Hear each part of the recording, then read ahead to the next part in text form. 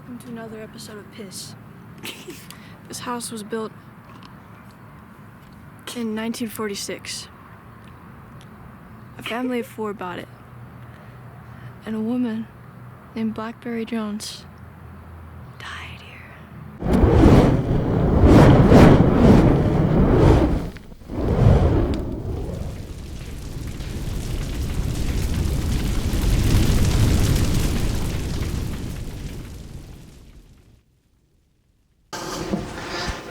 What's up, fucker? How the hell are ya? You didn't do the hand thing. How the hell are ya? I know this is weird, like, my hands are usually right here on the table, and then I'm just, like, ready to go with it. Yeah, and I'm normally, like, click the mouse and then look over and go for it. Yeah. I kind of old man into it. Like, let me get this out of my pocket and sit down. All right, I'm ready. Yeah. It's been a week. Busy week for us, I think. It's been a very interesting week. Yeah. For sure. Yeah. Yeah, so we went to Phenomecon in Vernal, which was an experience all in and all of itself, but I think everything that went into that adventure was noteworthy to talk about. Yeah. Starting with the creepy fucking Airbnb house. The creepy fucking Airbnb house. So, yeah, we rented an Airbnb in Roosevelt. In the Unitah Basin. In the Unitah Basin. Let's keep that, consistent with all the rest of the YouTubers and podcasts that mispronounce Uinta. You know what's funny is when you told me that, I hadn't heard it before, and then I was listening to one last night, and every time he was like, in the Unitah County, and I just like winced just a little bit. Yeah, I've seen probably like 3 or 4 different either YouTube videos or podcasts where they mispronounce it, and they not just once, but like the entire time that they're talking is just, that's how they're pronouncing it. And it's like, either you can't fucking read, or I don't know how you get Unitah out of that. There's an I right there. It's because they're unitards, maybe. But man, they would shit if they could see the name of that town that's just that way. Yeah, Twilla. So it used to be spelled differently, and it was more the way that it was spelled. Before it was a little more sight read friendly for how it should be pronounced. Did it have a W in it? No, it had like a U and an I think maybe. You know, Twilla. But you know, like the old timers, like Randy. Tula. No, he puts like a W in it. Twilla. Yeah. Twilla. Yeah, so anyways, we rent this Airbnb, and so the convention, if you don't know, Phenomecon is a paranormal convention that takes place once a year in Vernal.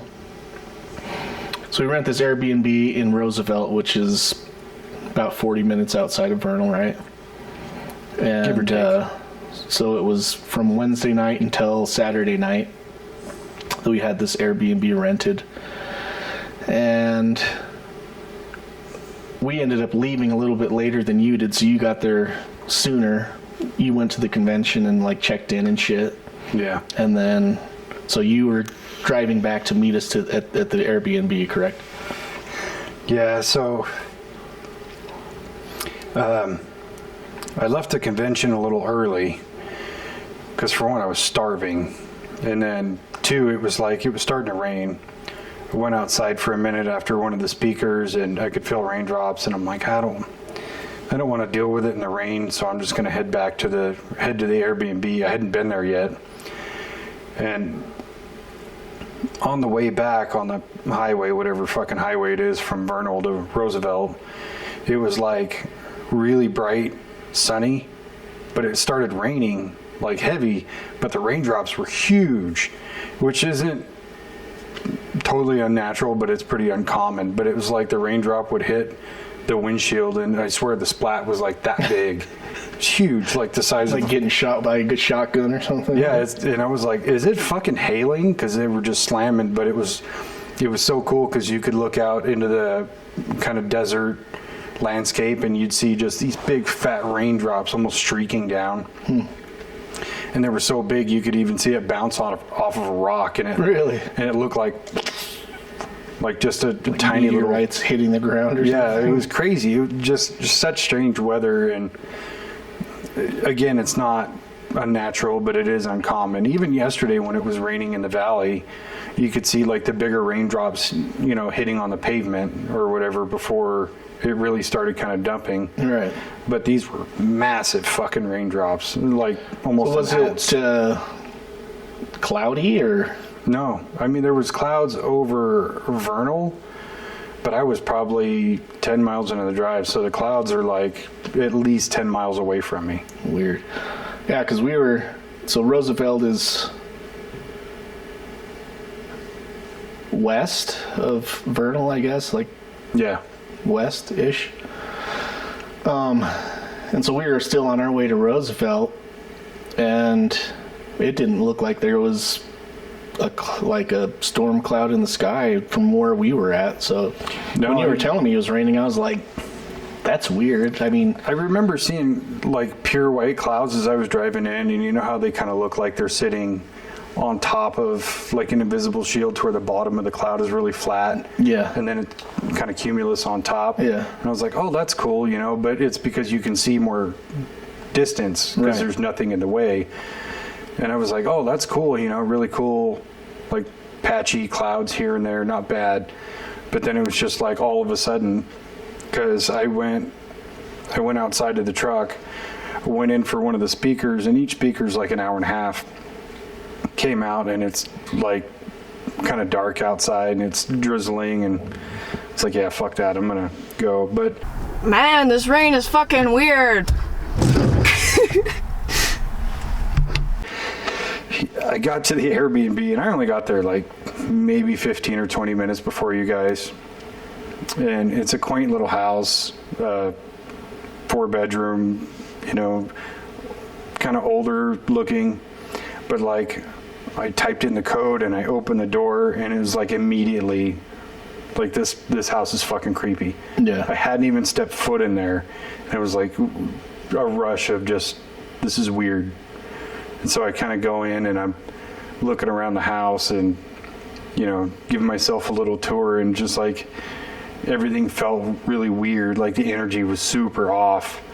And then I found that room downstairs that has the really big closet with all the baby stuff in it, which is nice because it's a very well prepared place for, a family to go stay as an Airbnb. But it's just off-putting that, open a door and there's all this baby stuff in a closet. Yeah, it's almost like a walk-in closet, but there's no, like, shelving or anything. Just like kids' toys and where they have, like, a playpen and like a high chair and shit. Yeah, there was one of the baby swings sitting right in the middle like it was being used. Like, you can put your baby in here and shut the fucking door. It's fine. From upstairs, you can't hear a thing. I don't know if he's crying. He could be. I don't know. Crying himself to sleep down there. Again. So and then walked around in the basement, and then found the room with the washer and dryer. And I think this definitely happened to you, and I think it happened to probably Kara and one of the kids too. But like looking around in there, and then the water suddenly goes, and you're like, oh, fuck Christ. Yeah. I was like, at that point, all right, that's totally normal, but I'm just going to wait upstairs. Yeah. So, when we got there, you kind of walked outside, and that was like one of the first things you said to me was, this place is kind of creepy. Which I was like, really? And so I went inside, and I was really kind of shocked at how large the place was. Yeah, it doesn't seem like it would be that big from the outside. Yeah, from the outside, it just looks like a small little house. And so when I went inside, I was actually pleasantly surprised with how spread out it was and how nicely furnished and kind of decorated and homey it was. When I first went in, I thought it was kind of had a weird energy, but it wasn't anything that I felt was like negative or anything. But yeah, I never felt negative or malevolent or anything like that. It was just like potent. Yeah, it was really strong. Yeah, and I kind of chalked it up to just like walking into somebody else's house that you don't know. And so I was like, maybe that's the weird energy, but it seems like there's something else going on with this. So we got there, and you were talking about how it felt weird in there and stuff, and so you pulled out some gear. And of course, my 3 kids and my wife were there. My wife had ran to the grocery store to go get groceries for the week for us. And so my kids were kind of running around the house doing a little paranormal investigating. Like, I think they had like well, they had the 2 EMF detectors and then the spirit box. Right. So they're walking around, kind of taking readings and stuff, and 2 of my kids were in the basement listening to the spirit box, and I don't think they'd ever seen one before, except for on TV. And before we got there, on the way there, the lady that was the owner of the Airbnb had texted me and or sent me a message saying that they usually, for people that stay more than 3 nights there, they'll buy them like burgers and steaks, just for one of their meals or 2 of their meals, whatever. Which is super cool. Which is, super way cool. And so I was like, oh man, thanks. That's awesome. And so when we got there, like, I looked in the fridge and I was like, oh, she must have forgot. Whatever, that's cool. I wasn't expecting it, and so I didn't really think anything of it. I just thought maybe she forgot that she said she was going to do that, and so whatever. And this whole time, my wife has gone to the store. Kara's gone to the store. And so one of my kids is walking around, and me and you were just standing inside the kitchen, right? Kind of having a conversation about what we were going to do there and shit. And then my daughter was walking around with the EMF detector, kind of like checking out the walls and the light switches and shit. And then she was just points at the door, and she goes, the door. And like, we were having a conversation. Yeah. So I thought she was talking about the door is picking up a reading. And so I didn't pay any attention to her really. And then she's like, there's somebody at the door. And so we turn around, and the lady that rents the place was standing there. Didn't knock. Did she? I didn't hear her knock. I think she assumed that May saw her and was like, Yeah. The way that she was, your parents. Deadpan, like almost like a robot, or like, I don't know. It was so weird, like the way that she was sitting there or standing there, kind of just staring. Yeah, I only got a glimpse of her kind of standing in the corner of the porch, and like that weird kind of lifeless look on her face, just like... Yeah. So I go over to the door. So the main door is open and the screen door is closed, and she's standing there just staring at us. I don't know if maybe she thought it was weird that my daughter was holding an EMF detector, assuming that she knows what it was. It just looks kind of like a remote control or a phone or something. And so I walk over there. I'm like, oh, hey, you must be so-and-so. My name is Spencer. Like, open the door, and she's holding this sack of groceries, and she just like hands it over to me robotically. And so I like take it from her and look inside, and it's the steaks and burgers. and some buns. And I was like, wow, thanks. Thank you. Appreciate it. You don't have to do that. He didn't have to do that. It was super nice. And I was kind of expecting her to walk in and kind of talk for a minute. Like she came over. Like, oh, there's this in here if you need it and blah, blah, blah. Right. Or, there's a grill out back or whatever. Yeah. Just a quick rundown. But, yeah, and I thought the same thing. Like, oh, she's going to step in. Because I had my gun on the table, so I quickly, tucked it away. Right. So if she did step in, she wouldn't, see it or flip out or whatever. Yeah, I think we're getting robbed by some person or something. But so I thought that was odd. And so I was trying to make small talk with her, and she was just not responsive. I don't think she said anything that whole time. And then, so I was holding the door open for her to see if she was going to step in and kind of have a conversation. But instead, she took a step back and held the screen door open, kind of. So I felt like she was inviting me outside onto the porch. And then, so I was like, okay. So I stepped out onto the porch, and still nothing. And so I was kind of still trying to make small talk, like, yeah, thanks again for letting us stay here. Just having this dead stare down, And all of a sudden, she just looks over she's looking at me, and then she just looks over to the side of the garage. There's some trees and some bushes over there. And she looks over there for a minute, and then she just says, "Plums are ready." I was just like, what? So I step out and I look over there and see that there's a tree, and I was like, oh, is that a plum tree? Nothing. She doesn't say anything.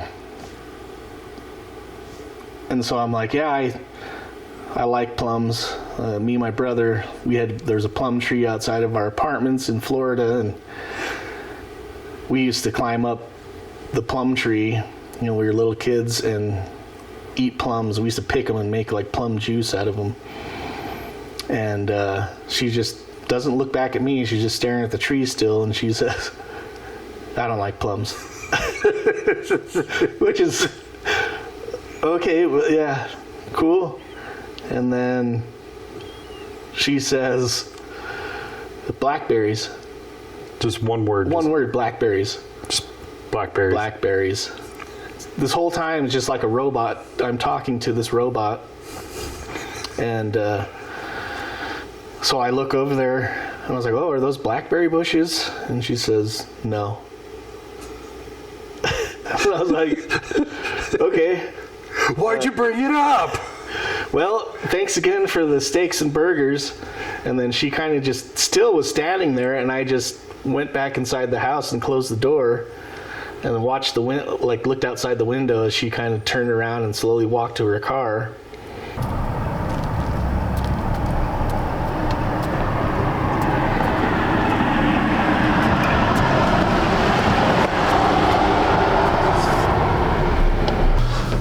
Yeah, I figured we could go out and about later on if you're okay with that, and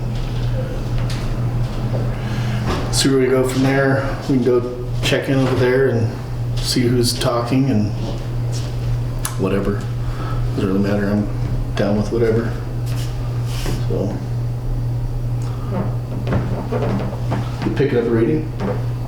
There's a lady outside. Oh shit! Hey, sorry, I didn't see you out there. How's it going?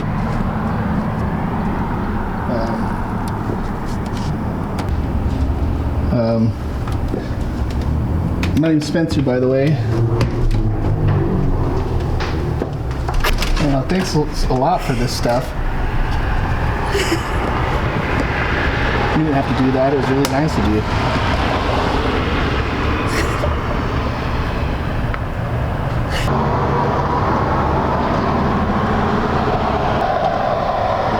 Plums already. You like plums? No. Yeah, me and my brother lived in Florida, and it was a plum tree outside of our apartment, and we climb up there and eat plums all day long. I like plums? Blackberries. Is there a blackberry bush over there? No. Okay. Well, thanks again for this. You didn't have to do that. Dude, that was fucking weird. Was she like... Like JP from, what's it called? Grandma's Boy. I hate your face. Just odd. Just really odd. Yeah, I didn't even interact with her. Like I said, I only saw her. And I could hear you talking to her, but I didn't hear her respond. And when she did respond, it was kind of weird. Like, she had zero inflection in her voice. It was just like predetermined dialogue in a video game. Yeah, she's just scrolling through words. Blackberries. Yeah, so that was really odd. And then it was so odd that I actually went outside and, okay, that's a plum tree. And right underneath it, there was blackberry bushes. So I don't know if she misunderstood what I said, it didn't compute. Yeah, no. Me asking if there were blackberry bushes. You broke all 10 lines of her predetermined dialogue. Yeah. And I assume she spoke English. She didn't have any accent or didn't look foreign to Yeah, she was Roosevelt. totally Caucasian. Maybe she was a skinwalker. Maybe. I mean, Skinwalkers are like, we're tired of walking around in the fucking cold, so we're going to start buying up properties and rent them out as Airbnbs. I don't recall. Was she wearing sunglasses? No. I don't recall her eyes looking like animal eyes. Because they say when a skinwalker takes a human form, they'll have animal eyes. Yeah. And when a skinwalker takes an animal form, they'll have human eyes. But Contacts. maybe they were like cow eyes or something, because cow eyes are... They're just one solid similar, color. Yeah. But so after that, came back inside and probably... I don't know if I called Kara or if she called me. She had called you because she was at the liquor store. Oh, right. To see if you had wanted anything. Right. So we were just sitting in the kitchen talking about how fucking weird that lady was. Not mean, not like put out that we were there, and nothing, just weird. It was just strange. Yeah. And so we were just like talking about how strange it was and how she had just randomly said words. And then Kara calls me and says she's at the liquor store and, asking if I want anything. And then all of a sudden she's like, yeah, I found these blackberry ciders. And I was like, wait, what did you say? What are they? I remember seeing your face just go from like normal Spencer to like... Which you had like a does not compute moment. Yeah, I mean, such a random thing to grab. I mean, they were pretty good. They were sour, super tart. But they were good, but like just a really random thing that happened.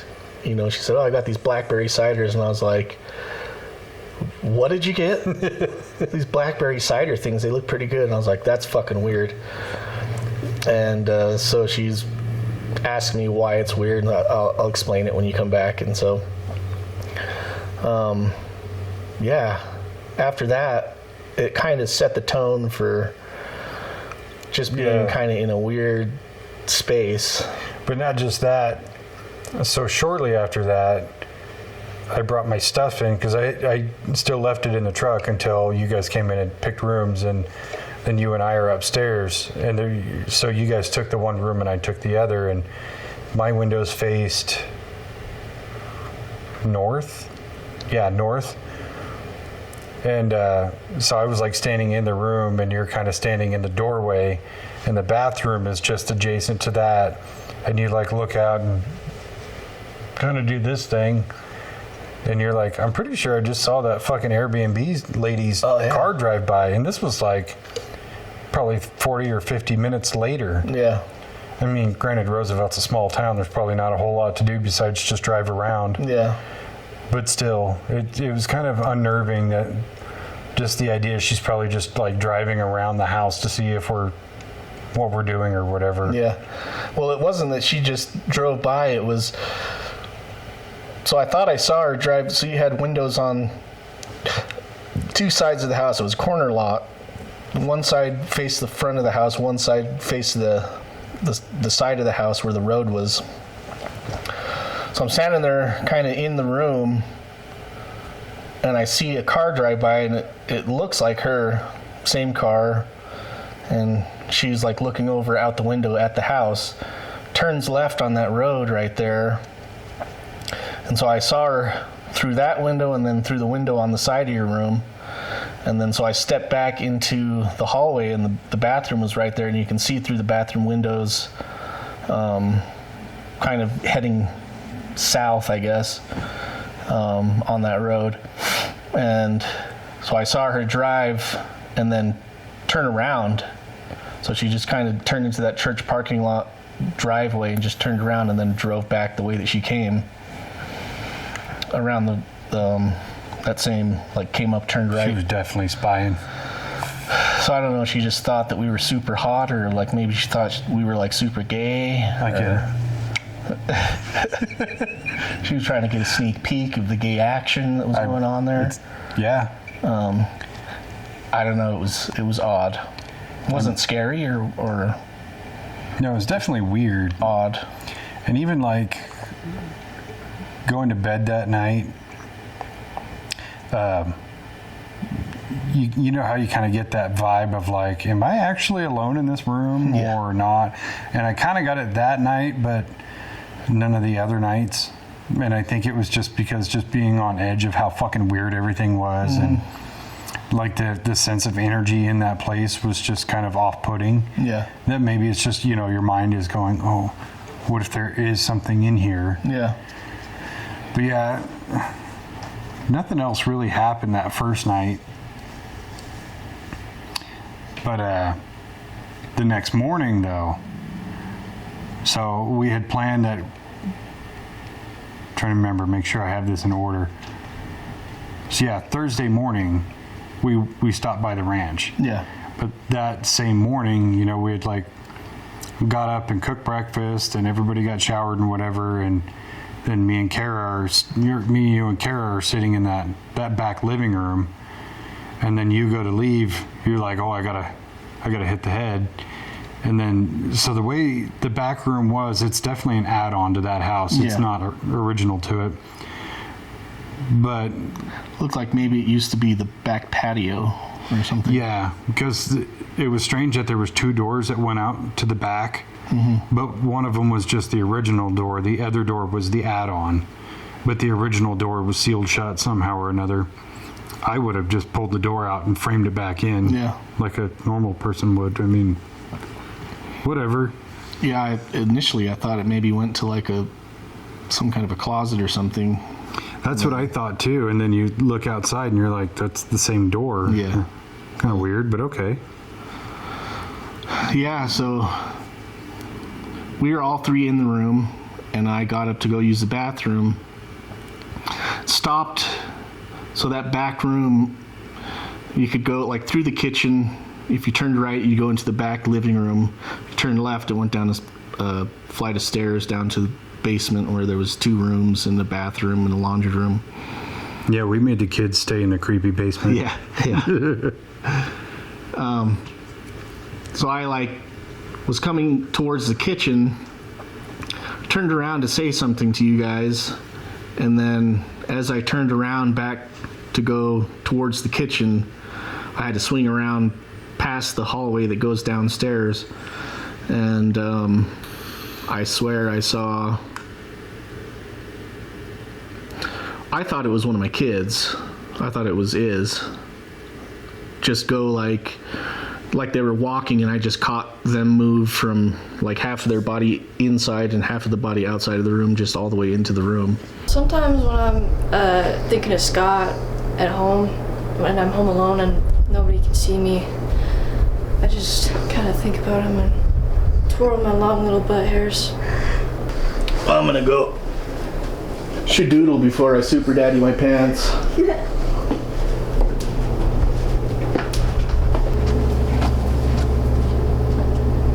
Oh shit. Pretty sure I just saw a shadow downstairs. Oh, were his butt hairs as long as mine? Let's go see. Spencer, I'm scared. Don't worry, I'm here with you. We'll be scared together. I swear I look like somebody walked from this side over to this side.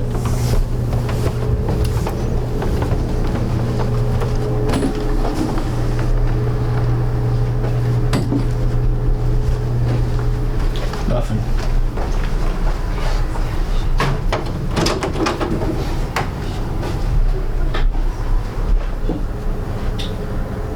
I mean, if I was a ghost, I'd hang out in this room because it's super creepy. Yeah, how it is. That was weird, dude. Just glad I don't have to sleep in this room tonight, you know what I mean? Just your 2 14-year-old daughters. Yeah. Losers. Yeah, because that hallway at the bottom runs north to south. Yeah. And it was like from the north side, watching something go into the south bedroom. Right. And didn't scare me. I just thought it was weird because I was pretty sure that the kids were all in the other living room watching TV. Like I was in there not too long prior, and so I turned around and said, "Hey," and so I like kind of yelled down for Iz. Nobody said anything, and then yelled for the kids, and they were all in the front room. And so I turned around and told you guys what I saw. We went straight down into that basement and kind of looked, and there was nobody down there. Side note, the room that you saw it walk into had the creepy baby closet. Yeah.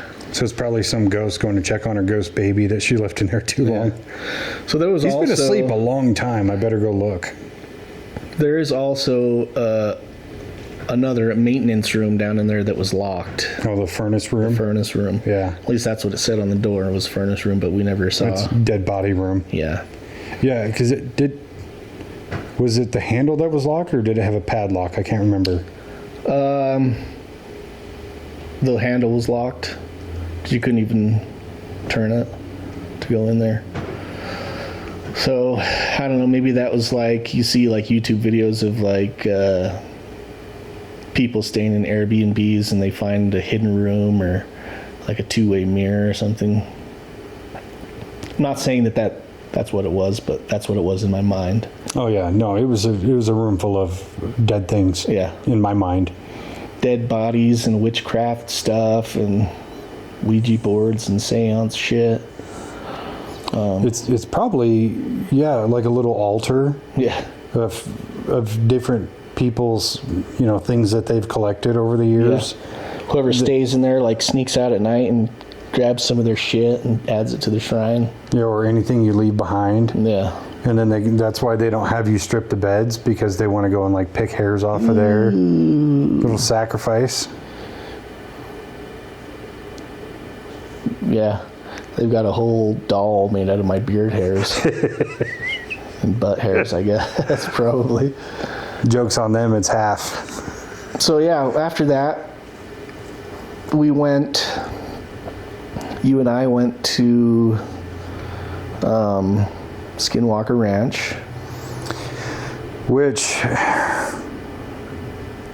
is kind of a travesty in my mind, because I want to go on the ranch so badly.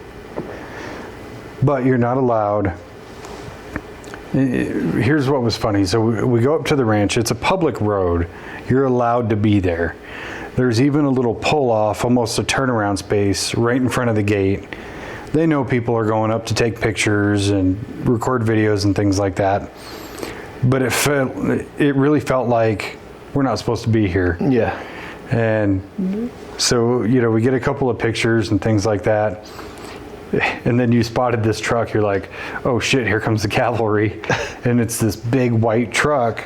And I'm like, we're kind of collectively agreed, all right, let's get out of here. Yeah. So we get in my truck and we start leaving, and this truck comes through the gate, and it follows us all the way out, which it has to. There's only one way out from that road. And then we get out to the highway and we make a right and they make a left, but it looked like a service truck. But the whole time it's behind us, I'm just like watching the mirror like, what's going on here? Yeah. Come to find out, they're actually filming the new season of Secrets of Skinwalker Ranch, so there's a good chance that truck could be part of whatever they were doing, or it was just a service truck. Yeah. But then going around the other side of the road to try to get on the other side of the ranch, you really can't see anything. Like there was glimpses here and there, and I couldn't like look at them too long because I was driving. But there's really not a whole lot you could see from the road. Yeah, or even get a sense of where shit probably is. Yeah, because the mesas kind of protrude in different areas. So you're like, oh, is that the mesa? Or is it that one? Is it that one? I don't know. Yeah. Like, you can kind of assume, and maybe if you're from the area, you'd know a lot better. But for us, just kind of winging it. Yeah, it would have been nice to have kind of somebody that's from the area to... Yeah, I mean, if only we had somebody we knew. Like a friend of the podcast. I don't know. I can't... Somebody cool who plays D&D. Yeah. I mean, I wouldn't even mind if they're vegan. Like, not a huge deal. It doesn't bear any More fruit on my snacks life. for me, I guess. Yeah. Just more beef jerky for long car rides. Yeah, I can't... For the life of me, I can't think of a person who would fit that bill. Yeah, maybe we can, if we're going to go again, you know, we can kind of scout around and see if we can find an individual or pair of individuals that are, you know, into that kind of shit, and local guide, you know. Yeah.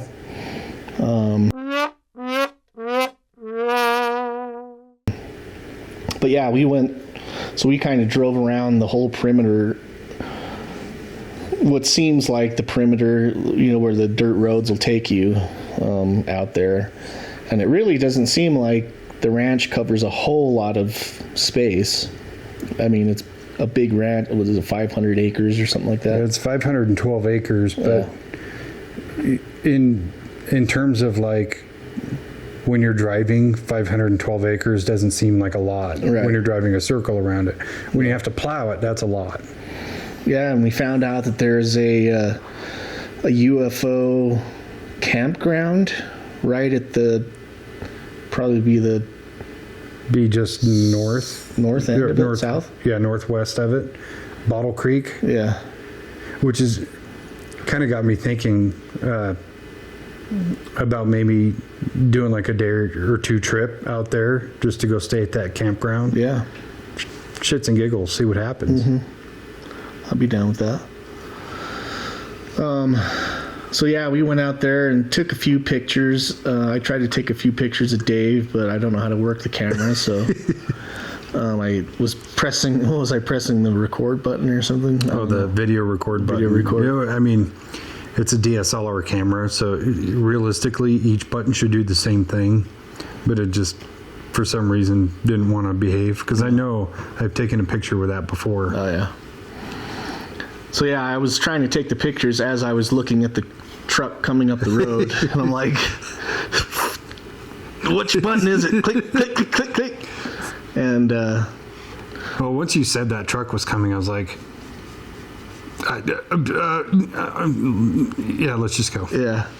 I mean, we were standing there taking pictures in front of the sign that says no trespassing and shit. Like, yeah, no drone flying. Yeah. Listing off all the things you're not supposed to be doing in that area. And so it's like, and there's on the big sign, there was like a 4-way camera watching that whole area. Yeah, it's part of their closed circuit, you know, so it's pretty much monitored all the time. Yeah. And I actually found this out just the other day. There was something that was said at Phenomecon that at the time I questioned, but it didn't register to me to look it up, is I can't remember if it was Eric Bard or Travis Taylor saying, if you're part of our insider program, and I was like, what's that? You know? And yeah.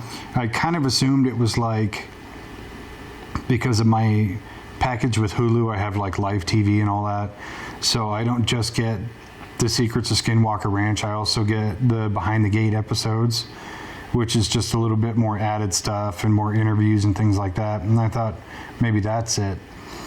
But I was listening to a podcast on the way home from there with Travis Taylor, and he was talking about their insider program.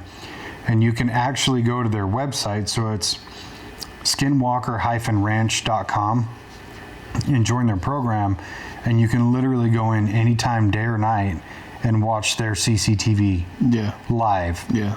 Which is super It's almost cool. like a Patreon for the Skinwalker Ranch. Yeah, plus you get like exclusive Q&As, or if you have an idea for a test or anything like that, you can submit it and they'll look at it, which is really cool. It is pretty cool. They were talking about that last year, and I kind of looked at it, and then I just never joined or anything. I probably should, and just keep tabs on what those fuckers are doing. They're doing our experiments and shit out there. If they're doing our experiments that we submit. Yeah. Like, you sons of bitches. We were going to do the shrooms. We called dibs on it like a year ago.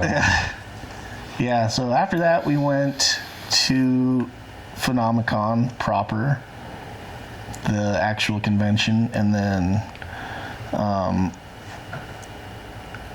went inside, and who was giving us... Well, we got there and it was kind of a break, right? Yeah, and then I think... Nick Pope. Yeah, we watched Nick Pope the first day. Which, if you don't know who Nick Pope is, he used to work for... the Ministry of Defense in the UK. Yeah, it's like the Ministry of Magic, kind of, in the Harry Potter world. Yeah, only with science. Only with science and shit. But kind of like he was an official of the government that was looking into scientific research on UFOs and shit, and so he's looked into a lot of phenomenon that has happened in the UK with regards to like paranormal or UAP or UFO research. He's one of those people. He knows a lot more than he can say. Right, and that there was quite a few people. Well, a few of the people that we watched that said that, like, as much as they're able to say without breaking their NDA, yeah, or breaking their whatever it is they have to sign with the government, like that they aren't going to disclose shit. Yeah, that was a thing on that on that Travis Taylor podcast I listened to while I was driving back. Was all these people are trying to convince him to just tell what you know about the UAP task force or Skinwalker Ranch or whatever. And he's like, first of all, on Skinwalker Ranch, I can only talk about what's released by the network because it's their IP, their intellectual property. So if I release it without being cleared to release it, I'm in trouble. Like I get fired, you know.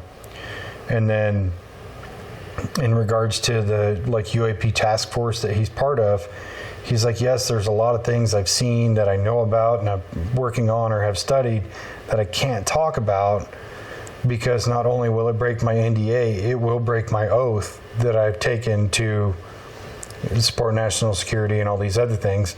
Then I lose my security clearance and then I lose my day job and all these other things. He's like, it would be a lot worse for me than you think it would for me to just talk about these things. Right. So it's like, it kind of put it into a different perspective for me that a lot of these guys want to be able to talk about this stuff, but they really can't because it's not just credibility, it's his actual livelihood. Right. Travis Taylor's not like a wealthy guy. No. He's like upper middle class at best, and even being on the TV show he's on, it doesn't pay that well. It probably pays less than what we make. Probably. Because they really only filmed for like a month. Yeah. And it's like, you're not going to make $1 million for working for, a month or maybe two. Right. But yeah, he's basically a government worker. I mean, now he's private sector, so he's probably doing a little bit better, but I think he dabbles in both. I think that he still has some stuff that he does for the government.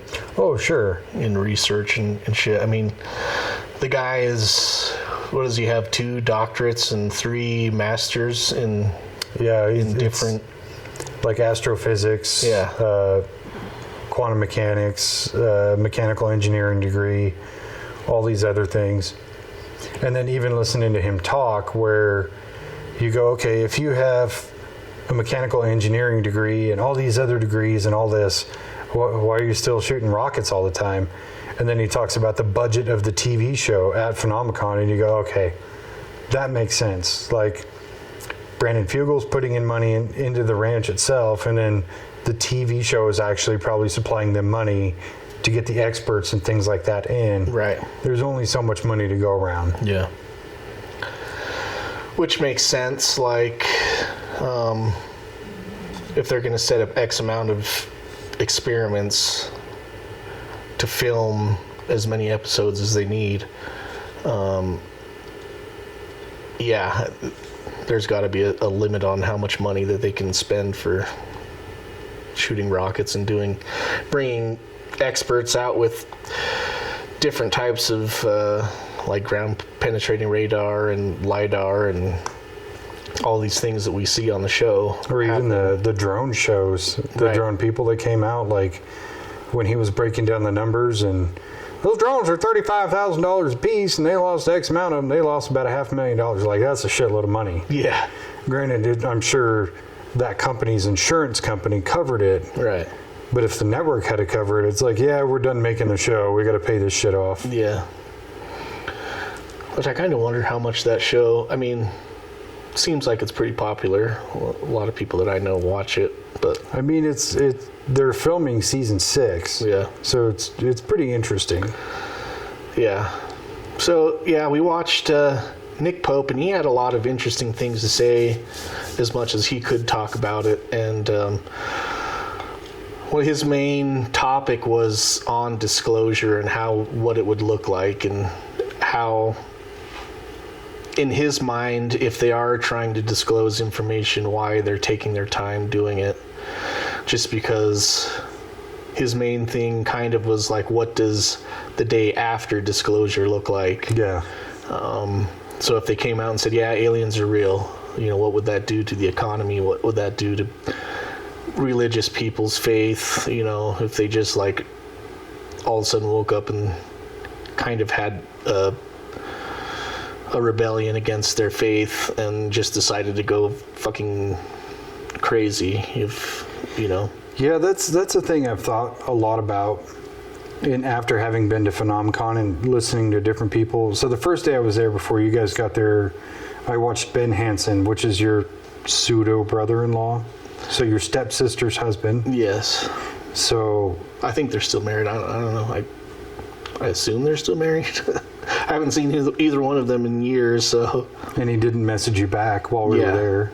I don't know. It's probably because he was busy touching cocks. But I don't know. Well, it wasn't ours. Yeah. It's funny. I was watching. We watched that movie Paul last night. Oh yeah. Paul. And there's like 3 FBI agents that are chasing him. And one of them is like the guy from Brooklyn Nine-Nine. Thank you. And the other one is, what's his name? He's like a comedian from Saturday Night Live. Can't remember what his name is. But I was like, holy fuck, that's Ben Hansen, right? But yeah, I talked to him a couple times, and that was even before I even knew who he was or what he did, and never really even talked about it. Yeah, I think that's a card that you gotta play once at a really good time. Yeah. But yeah, he was giving this presentation, and I caught like the back half of it, probably 45, 50 minutes of it. But he was talking about some of his experiences, and then he broke out this big flow chart, this crazy fucking everywhere flow chart, and it basically went through all these different breakdowns of society of it was titled with disclosure, but it was like, okay, breakdown of goods or services or whatever. And it was like, okay, toilet paper is going to be hard to get because of panic buying and all this, and then breakdowns of religious sects and things like that, just like this whole eruption of human society if there was disclosure. And then he's like, now if you don't believe me, watch this. And he went to the next slide. It's the exact same flow chart, but instead of disclosure, it says COVID-19. Yeah. And I was like, you got a point. Yeah. I can imagine. I mean, that's kind of what I thought was super odd about during COVID, when the government came out and admitted, that these things are real and we don't know what they are. Yeah, because the New York or the Washington Post, one or the other, I think it was the New York Post, broke a fucking story mid-COVID. Like, the government admits that they're in possession of off-world made vehicles. Yeah. And nobody even like thought about it. Yeah. I'm pretty sure I brought it up to like a dozen people. They're like, no, I didn't hear nothing about it. Anyway, can't fucking buy toilet paper. Like, we're not going to talk about this? Do you have soap? Wash your ass and look at the TV. There's aliens. Dude, if you go to Home Depot, you can get a bolt-on bidet kit for $40. Get a washcloth and rinse it off. Just dip it in the water. Use your imagination. Go buy a bunch of socks at Walmart. What about Turn paper inside towels? out. They work really well. Yeah, you look at like the stand of all the dude wipes and the flushable wipes is still there. Yeah. Like, you guys are just walking around with crusty assholes anyway. Don't worry about it. Yeah.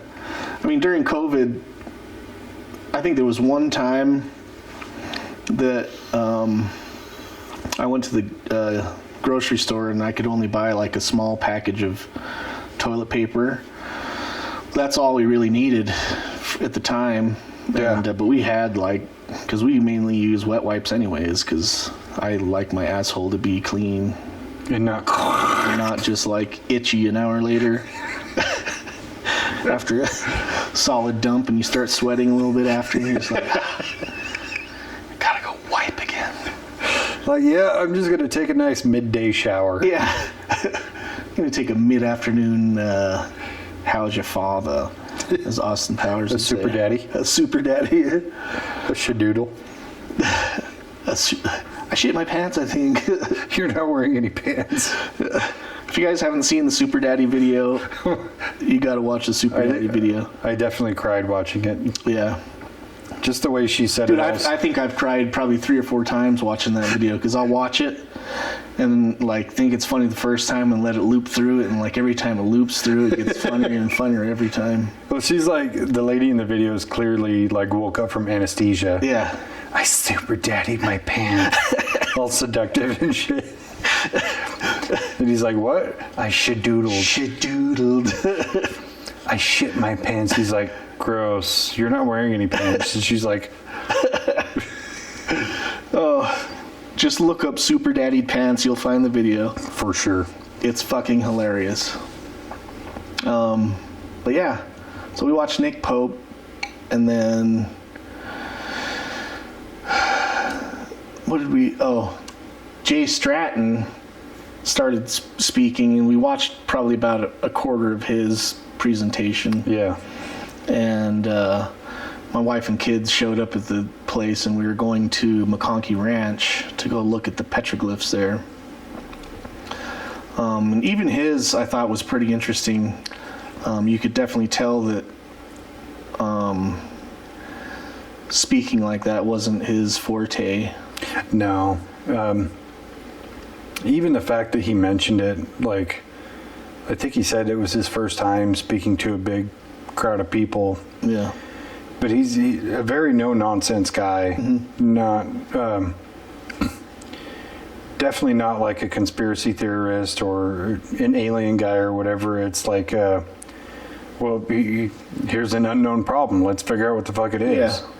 Yeah. And even listening to that episode with Travis Taylor where he talks about how Jay Stratton basically recruited him into that task force, and the way they work together and the way Travis respects him, not being a scientist or whatever, but looking at it with a scientific point of view instead of just going, that's fucking aliens. Yeah.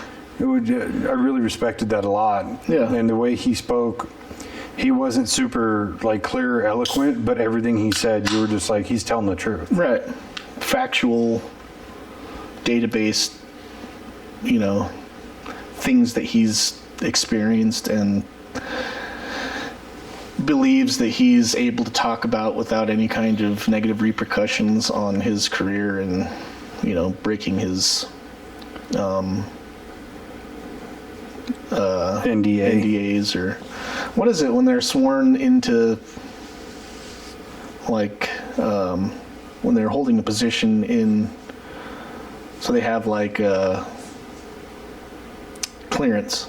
Yeah, they have a security clearance. Security clearance, yeah. So he still has his security clearances, and that's why he can't talk about a lot of the shit that he talks around like. Yeah, well, even Lou Elizondo was talking about it recently on that Joe Rogan episode with his security clearance and wanting to maintain that. And then I heard Dr. Stephen Greer was kind of calling those guys, in not so many words, calling them a coward because they're worried about their position or whatever. And it's like, for a guy like Lou Elizondo, it's different because he's been involved in so many different operations, like live, non-UAP related, real operations, black book stuff that he can't talk about. So if he's going to go blab about UAPs, he could blab about these things. Now he's a target. Yeah. Which I totally understand. Or even with Travis Taylor, where he's not trying to, I don't know how to word it. Like he wants these things to come out, but they need to be investigated properly. And if he's the best guy to do it, that means he's got to be quiet. So he can go and investigate and try to figure out what's going on or what these things are or whatever, and still be on the inside track. He's still on the bleeding edge of discovering all that kind of frontier science. Right. And just to be still included in the loop of information of, And, I was actually listening to, so I watched that video, the Stephen Greer documentary that he put out. The Lost Century. Yeah, and then I was listening to, he was on the Sean Ryan show. Yeah. I think it was right before that documentary came out, so earlier this summer, maybe? Yeah, something earlier, like that. like February. But he was talking about,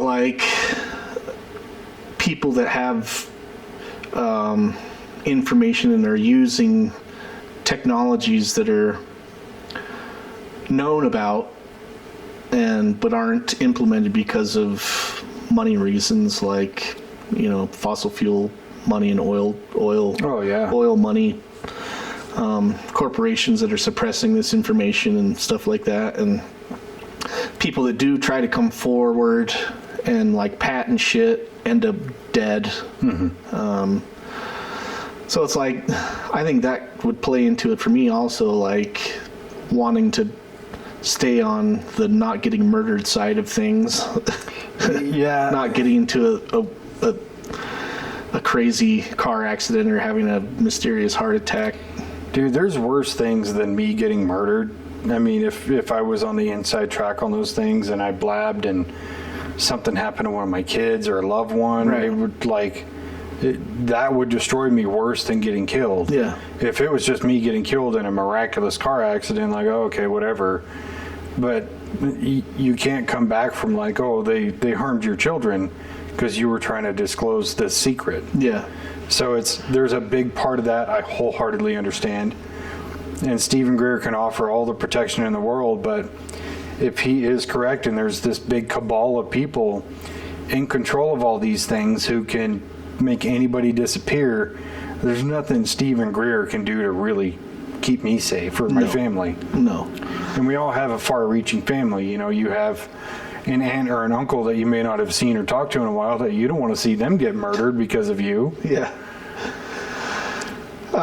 Yeah, and then, I mean, he talks about it in that podcast, and it is more people that are kind of maybe in their own homes, scientists, or, you know, they have some training and have some schooling, but they're developing things that power, like he's talking about one person that, you know, had this little box that powered his whole house out on this farm, and it was just using the electromagnetic waves from the earth and then transmitting that power through the air around his house, and then powering everything in his house through this little box that was just some certain types of minerals arranged in a certain type of way that, you know, just collected the energy. Which we kind of know can work. Right. Because of Tesla's Wardenclyffe. Granted, he put that power in the ground, but he had a system to where you could just transmit electricity through the air. Yeah. So it's not unreasonable. Yeah. So yeah, who's to say that people aren't out there trying to disclose actual information, and we're just not hearing about it because they're getting taken out.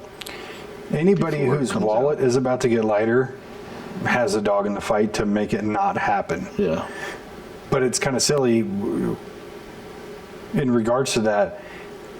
Instead of like trying to silence that so you can keep making money on an already broken system, why not be at the forefront of the new system? Say, okay, yes, we still need oil to run all of the cars that we have now, but eventually we're going to transfer over to this 0-point energy or vacuum energy or whatever you want to call it. Instead, let's start working on how to make that available in your basic home. We still need oil for at least 10 years. Yeah. Because of how many cars out there still run on gas. It's not like a overnight collapse of the oil industry and the automobile industry, because if they come out with a brand new 0-point energy car that you never have to recharge, you don't have to put gas in it or anything, it's still going to be pricey. I'm not going to run out and buy one. I'm going to wait till my current vehicle is dead and or you can dying. get one that's like 10 years old for a quarter of the price, maybe. Exactly. So like the super wealthy people, you know, they'll go buy one because it's cool. But the basic person like you or I, we're not going to go out and buy one. You're not going to collapse the auto industry overnight. Right. Eventually it will go downhill, but just like everything else, just like the horse and bug. I got to take a piss.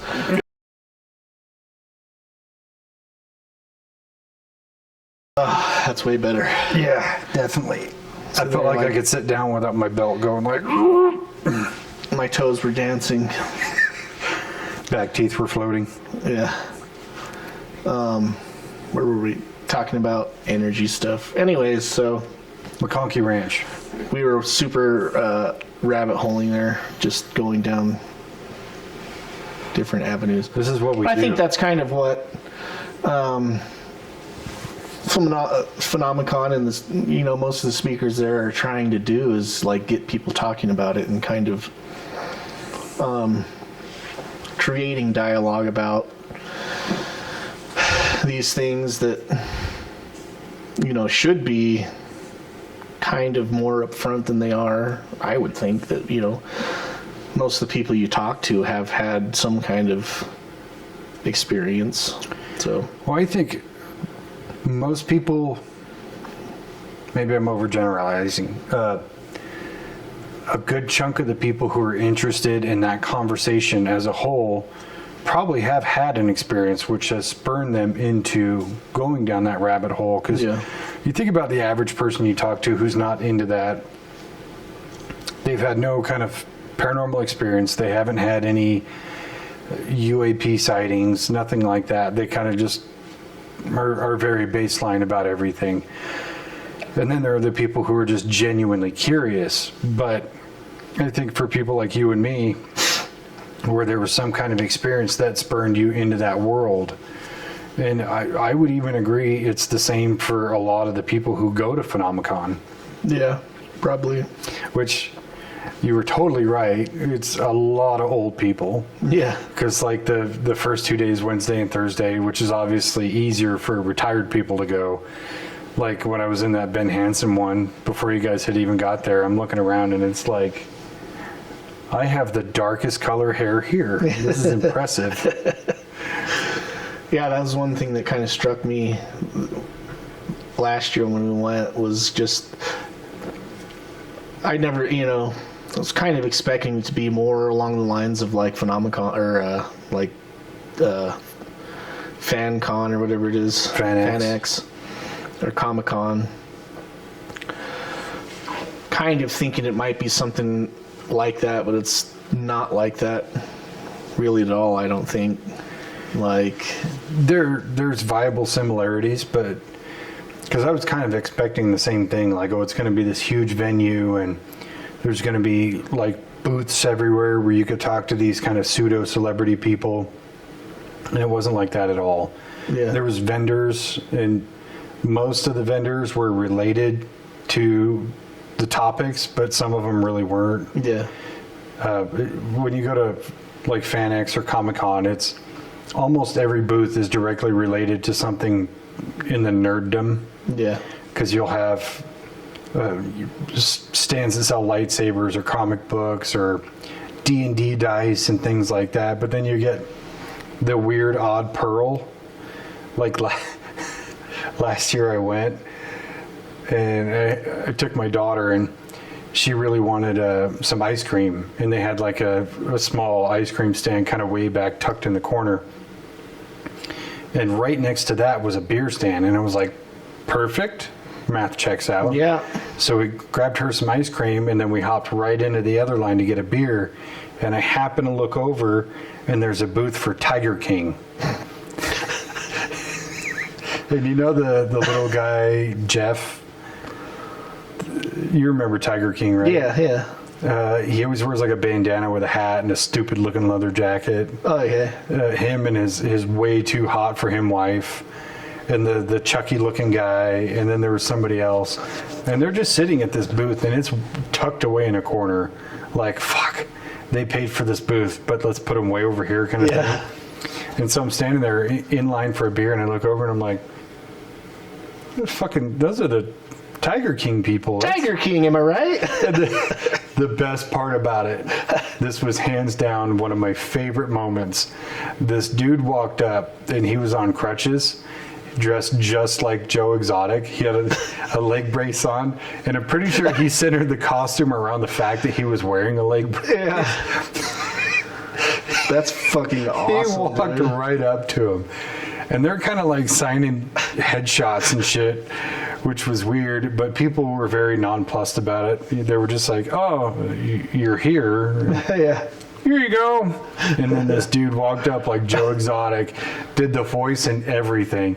You just watched the smile wipe right off their fucking faces. And I'm over there. I'm literally like 8 or 10 feet away going, idiot. Yeah, that was you'd have to pay for that setup and scenario, or like, that's something you'd see in a movie. It was so good. FanX, which is basically the Wish brand Comic-Con. Yeah. All these people dressed like superheroes and anime characters and everything under the sun. One guy dressed as Joe Exotic. It was so fucking good. That's gold, dude. Pure gold. That moment lives rent-free in my head. That's funny. What would you do with a signed autograph headshot from somebody on the not main character list of Tiger King? Like, where would you put that in your collection? I'd probably put it like in a frame and put it like on the side in the front room, just for people to. I think it depends on who it was. If it was Carol Baskins, I would frame it, but I would like hand cut letters out of like a magazine, like a ransom note, and put that bitch right on top. But if it was that creepy little Jeff guy, no, just take it to work, see if anybody wants it. If not, chuck it. I'd probably put it like right over here with these other pictures. So if people come in and they just kind of like glance over and they don't know who it is. Like if you know who it is, you know who it is. If not, then kind of like an Easter egg in your house. Yeah. Like a FanX Easter egg. You're like, is that fucking little I think guy? I'm going to start doing that, dude. It's kind of start setting up Easter eggs in my house. We should have got, next year, if we go next year, I'm going to fucking get some autographs from people. I actually thought about it. And we kind of briefly talked about it, was like setting up a booth there, but it's just like a podcast booth. Mm-hmm. And maybe get it like in a private suite or whatever, to where, you know, when the guys come off stage or whatever, the big speakers, they can come up, sit down and talk for 20 minutes or whatever. I think that's one of the cool things about it being there is that, I mean, they sold out and the max capacity was, 1,200 people? Yeah. I don't think in all the time that we were there was 1,200 people there. Not all at once. But it's a smaller venue. There's not a lot of room for, there's booths outside, around the outside of like the main ballroom where the big speakers are speaking. And a lot of the like speakers will have their booth where they're like selling books and their, merchandise, whatever they have. Mm-hmm. But for the most part, I mean, even set up like that, you'll be walking around and you'll just run into people. Like Nick Pope was sitting right in front of us right after he gave his presentation. Yeah, he sat like 2 chairs in front of us for Jay Stratton. Yeah, which is kind of cool. Like you'll just be walking around and be like, why do I know? Oh, that's fucking Dragon.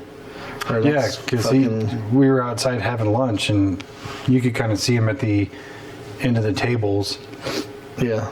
And then he was actually, when we were in line for the picture, he was just kind of walking around shaking people's hands and saying hello to people. Yeah, I almost ran. So I was rushing to go take a shit. Super daddy. And I came around the corner and him and I think it's his wife, maybe. I don't know. Like I came around the corner and they were walking one way, I was hurrying the other way and just almost bumped right into him and like had to veer off to the right and beeline it for the toilet. But it's kind of cool just to have it in that smaller venue and it's a little more intimate and you can see that these people are just regular fucking people that and they are kind of pseudo celebrities in their own right, especially the Skinwalker Ranch guys right now. They're kind of top billed at the moment. I mean, you're always going to have like George Knapp, who's kind of the top tier guy in that realm, but having those guys just kind of wander around or just rub shoulders with people or taking pictures. That was like my favorite thing, was that the picture schedule, it's all free. And it's just, you just have to be there and get in line and wait. But you walk up, get a picture and walk away, versus like FanX or Comic-Con, and it's a pricey deal. Mm-hmm. Even to get a picture with Gina Carano was like $65. But hey, that's what you pay for family photos. Yeah. But where it was just like we were, in line early and it was totally free. You had to miss this speaker to go here to do this, and it's kind of your choice. Or you just have to not almost shit your pants. Yeah. For half an hour while you wait in line. It's funny too, because while we're in line at first we're kind of joking and I'm showing you stuff on my phone and I could see it just like wash over your face. I was like, oh, he's not feeling good. And then I asked you, I'm like, are you all right? And you're like, I got to take a shit. And it was an emergency. Yes. All of those things. It was about to be a mega daddy. It was about to be a ultra mega daddy. So yeah, I was running for my life. Well, I wouldn't say running because so there was a restroom right at the end of the hall, right where we were, and so I just went straight for that bathroom, like pushed the door open and saw like 3 people standing in line right there, like to go into the bathroom, and then like so you could see like feet in the stalls, and I was like, yeah, I'm gonna go try the other bathroom, and like I made it about halfway and like kind of had to stop and do like the lean against the wall and like just clenching, going through my Lamaze training, and Maybe a quick prayer. yeah, and finish the route to the toilet. And luckily that side is where like all the speakers are happening, and so that bathroom was empty, and I made it by the skin of my teeth, dude. I was like, Made it by the fabric of your underwear. yeah, and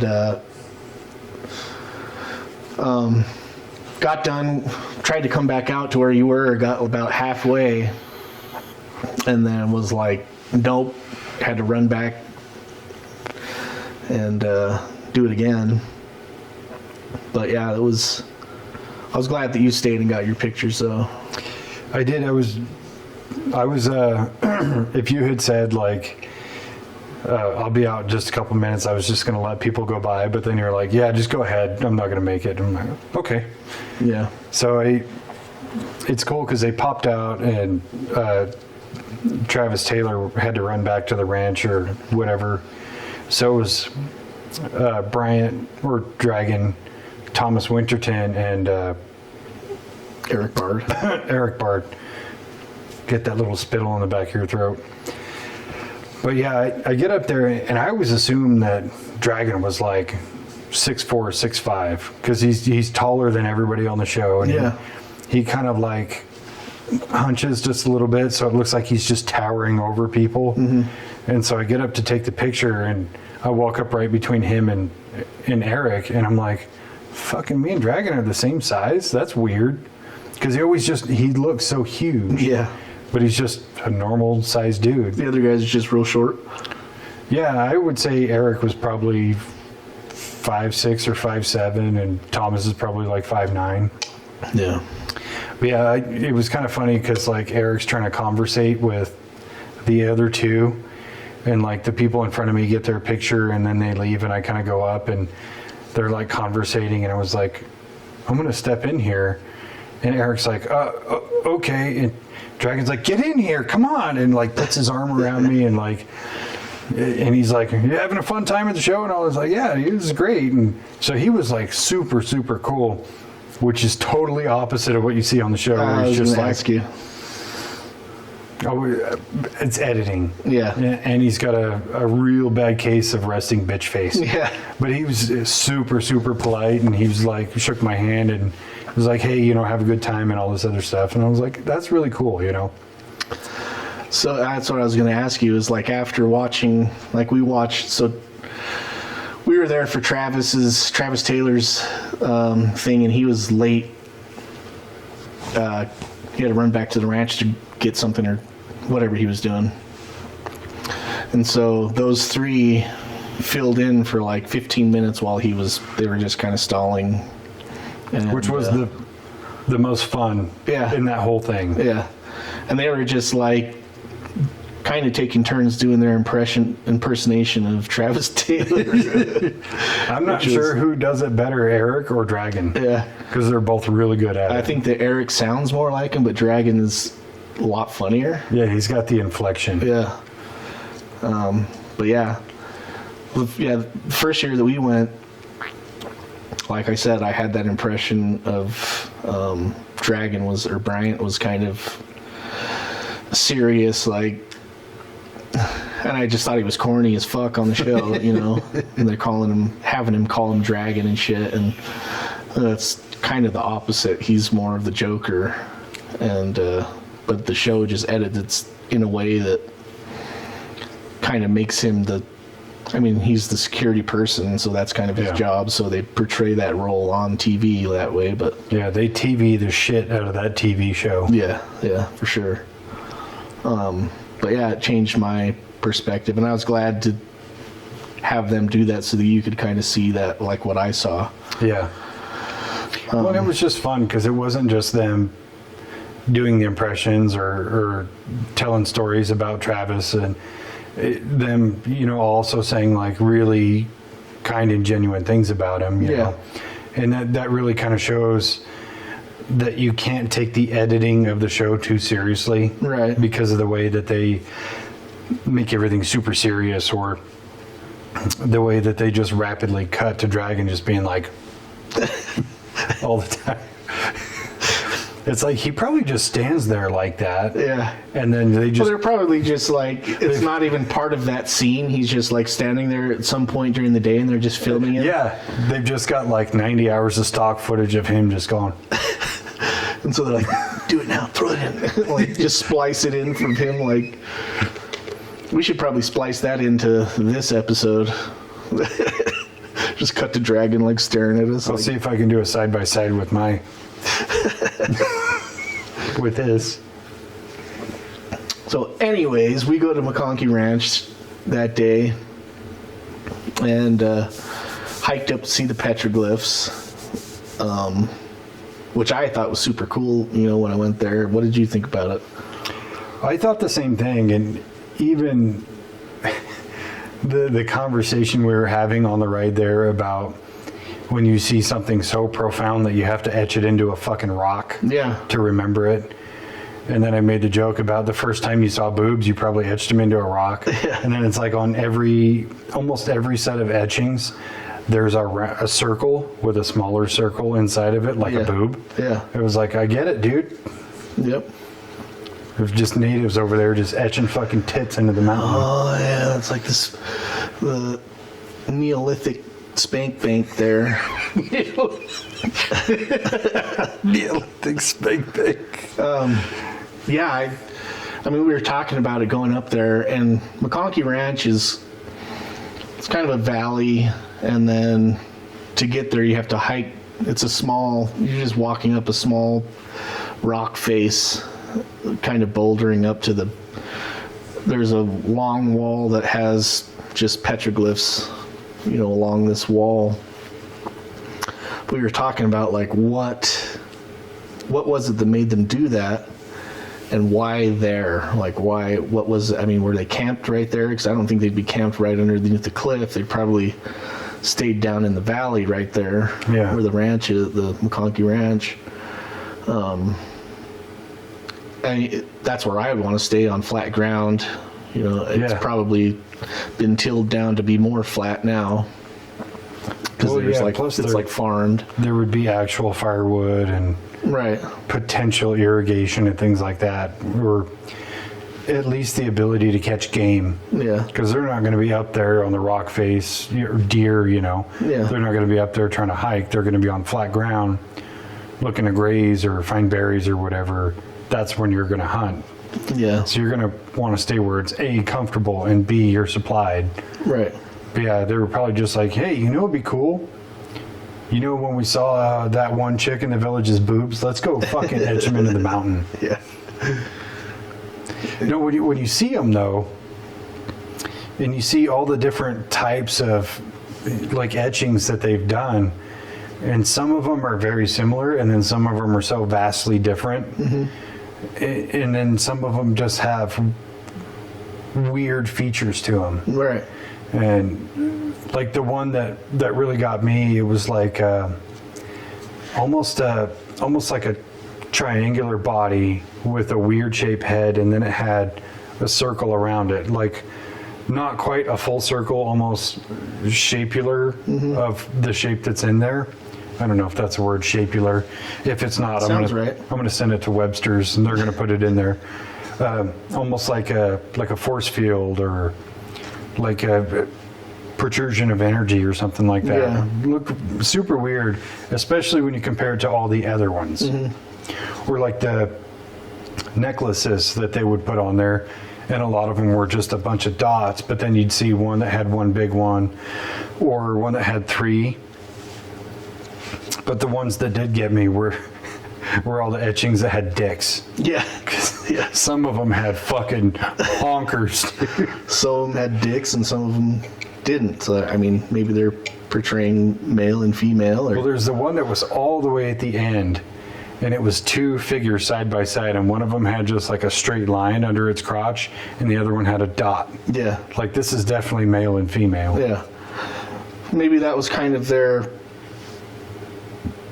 maybe they just went up there, like, when they got together, like those two, that couple, and then... Or he went up there to show off to his girlfriend, you know, instead of carving your initials into the tree, like, you know, he takes her up there to look, babe, I drew us. We're forever etched in stone. That's me, the one with the dick. And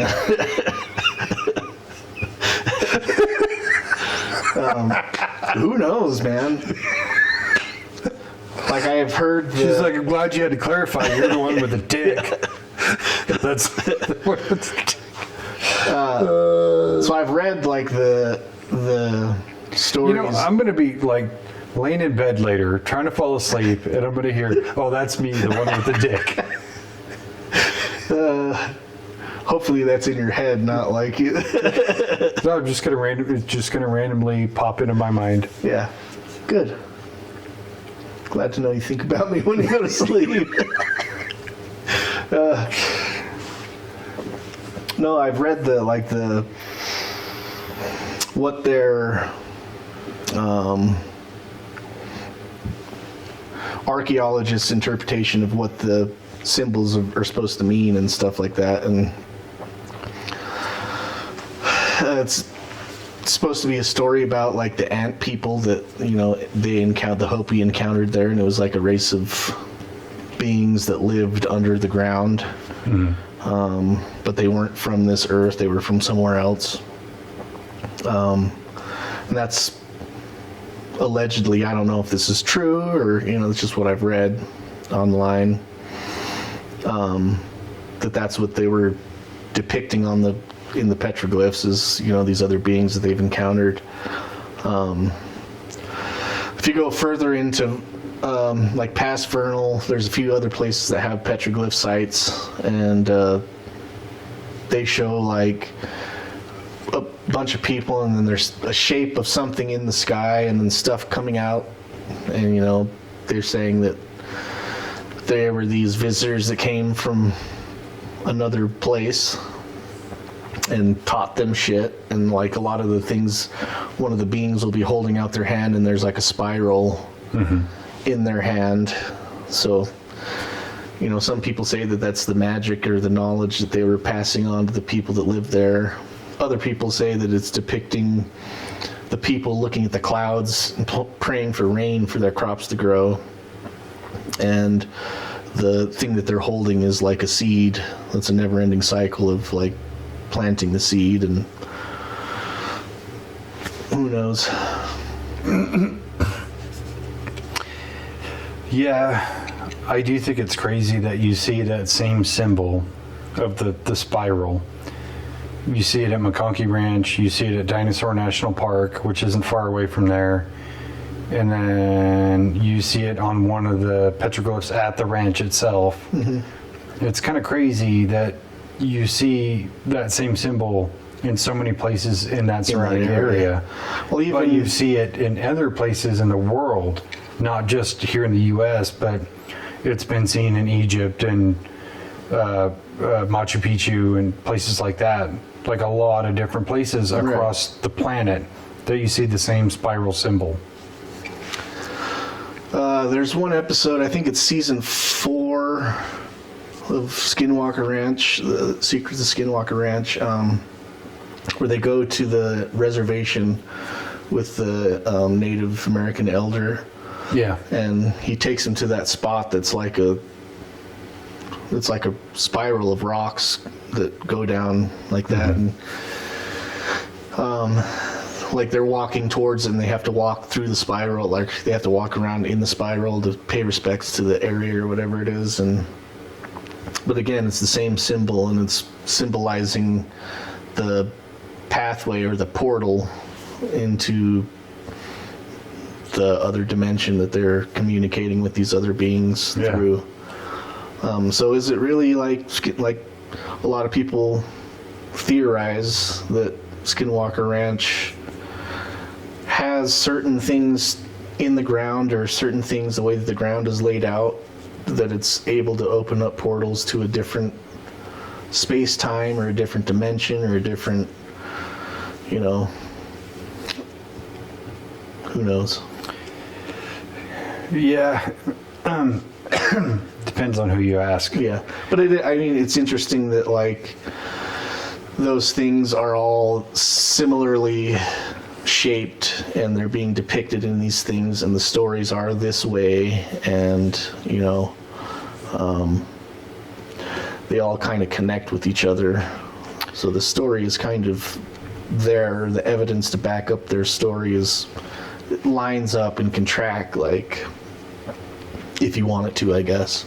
I don't know. Yeah, there's definitely parallels. Yeah. Where it's easy to put two and two together, not just in regards of what's going on with the ranch or just outside the ranch, but a lot of other places in the world have a lot of very similar things going on. And then they have a lot of these strange similarities where native people, more ancient native people, basically had the same stories as the native people from the Skinwalker Ranch area do. And I think there's a lot more to that than what we can actually perceive. Right. But yeah, there's actually an episode of Skinwalker Ranch on the first season where they have a couple of native people come to the ranch and talk about some stuff. And then the guy's like, you should go to McConkey Ranch. And then they go there and they look at the symbols, and then they start kind of comparing them to other things. Pretty cool, but there's probably not enough data to actually straight correlate anything. Right. All I'm saying is, if somebody wants to hire us to just do like a full investigation with like, a room where there's a wall and we have a bunch of pictures and pins and things like that, we put the story together, yeah, I'm down. Yeah. Just clear out, maybe bring in another double wide for us there, and it doesn't have to be a double wide, it'd be a single. That's fine. Yeah. We're gonna get bunk beds no matter what. More room for activities. So much more room for activities. Yeah. Like I said, we could run a parallel show to Skinwalker Ranch, and we're doing our rudimentary retard experiments, right? And they're doing their scientific rockets and shit, and Yeah. I don't know. And we're just over there at the triangle throwing fucking rocks in the air. Rocks up as high as we can. Slingshot them. Ooh, yes. Get a little more distance. Shooting airsoft guns at it. Yeah. Airsoft guns with the traceable BBs. Which is a solid test. Yeah. What if you shoot that stream and you watch it at night, because it's like a laser beam, and then all the BBs just disappear. And then all of a sudden you see him coming out sideways from somewhere else shooting Fuck! hitting Dragon in the balls or something. I don't know. Then he's really going to have that dour look on his face. Just. And then you can cut in as many shots of Dragon just giving that scowl to us the whole time. Anything that we do or say, just like... Even though he's actually laughing and joking. Yeah. Like, that was funny. But in the show, it's just him. Yeah. We're doing, experiments. We're getting data. We're collecting data. Like Eric Bard said, everything that you do is collecting data. You're collecting data on everything. It is. And even that conversation we talked about where everything is a valid point of data until it's not a valid point. Yeah. And once you disprove it, it's no longer a valid point. Up until then, it fits. Yeah. Speaking of which, going back to a valid point of data, so the second night we were at the house, and so we're all sitting at the kitchen table and we're playing heads up, and it's literally all of us at the table. There's nobody wandering the house. Everybody's accounted for in one spot. And in the like sitting room, the front room, whatever you want to call it, there's these old typewriters. And we're talking like, what, probably 1920s typewriters? At least, if not older than that. They're old enough that when you hit them, you hear the ching, ching, ching, ching, ching. But yeah, we're all playing this game, and then you just hear this loud noise. It sounded like almost like a slamming of the typewriter. We kind of described it as like a vent, like a floor vent that has the blinders in it that's really loose, kind of dropping or being stepped on. But yeah, we all kind of run into that room and don't see anything, which was kind of unsettling, but it's like, again, didn't feel evil or malevolent or anything like that. It was just like, hey, I'm here. Don't forget about me. Yeah. And it was like we weren't looking for anything like that. We were just literally playing a game, all laughing and making fun of each other and shit. And then we heard that, went running in there, and then we kind of like switched into like, oh, we should start recording some shit. Yeah. You know, with, you know, the few things that we've seen and heard here in this place, we should probably collect some data, you know? Yeah, and that's what I find really interesting was, I think it was the next night, we're all outside at the flat grill, you know, grilling dinner, and Kara put her phone in that room with the voice recorder on. It captured that typewriter playing on itself. Yeah. Because you could just hear that.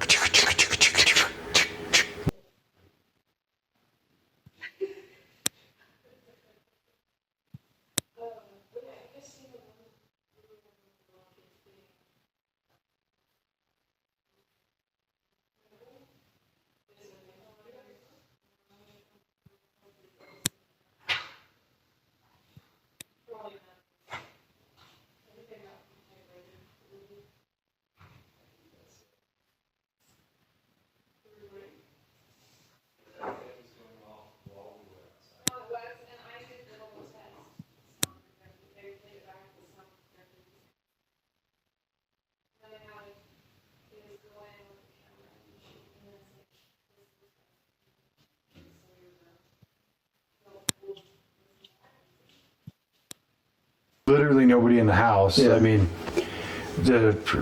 all the kids are out, you know, taking pictures and video, and me and you and Kara are standing by the grill. Like, everybody's outside. There's literally nobody in the house, and nobody's even near enough to the house to make any tapping sound on the window or anything. And even the windows to that room, they're up high, and there's bushes in the way. Mm-hmm. So you would have heard the rustling of the bushes to get to the window. Yeah. Like, there was no viable reason for those typewriters. On the opposite side, we were in the backyard. That room is facing the front yard, and side of the house. Yeah, so it's like on the front windows on the east side of the house, and then the grill is on the west side of the house. Yeah. And even when the kids are taking pictures and stuff, and I have all the pictures, they're on the sidewalk or the side yard on the north side, or they're in the backyard with us. It's like nobody was even close to it. Right. So yeah, that was super interesting. Yeah, she said that she caught, and we listened back to it, and you can definitely hear what sounds just like the fucking typewriter, just like not that fast, but like every 10, 15 seconds you'd hear a tap, tap, tap, tap. And then it was one or two times she said that she heard that bell ring, which was like a front desk bell that you ring for service. Yeah. There was one of those sitting in there, which again, there was nobody in the room for at least, I mean, we were out there cooking dinner for an hour and a half maybe. Yeah, because we were hanging out for a while, then started cooking, and then we were still kind of hanging out. Just, you know. We were out there long enough to go from daylight to nighttime. Yeah. And like proper daylight to it wasn't dusk, it was daytime. Yeah. But yeah, it was, again, it wasn't scary, or it didn't feel malicious, or no weird bad vibes or anything to go along with that. But I think after that, we ate dinner, and then did we start taking some videos that night? You brought down the cameras and started. Well, the kids already had the cameras and started kind of recording stuff. Yeah, they were doing a lot of pictures and stuff. Or was that the next night we took the night vision? Yeah, it was the next night we did the night vision stuff, and kind of what prompted that was something touched my arm. That's right. So when you went up the stairs, so it's a earth-built house, so the basement's down in the ground, and then the floor level is on the floor, and then there's an upstairs. And so when you went up the stairs, your guys' room was to the left and mine was to the right. But when you made a right, the bathroom was basically straight ahead, but then you made another right to get into the room that I was in. So I got up the stairs and I turned around, and it's dark, so I'm kind of reaching into the room to get the light switch before I step in. And I just like dead stopped, and then it felt like something touched my arm, and it felt like a fingertip just went like this. Just like touched and then drug across my arm just a little bit.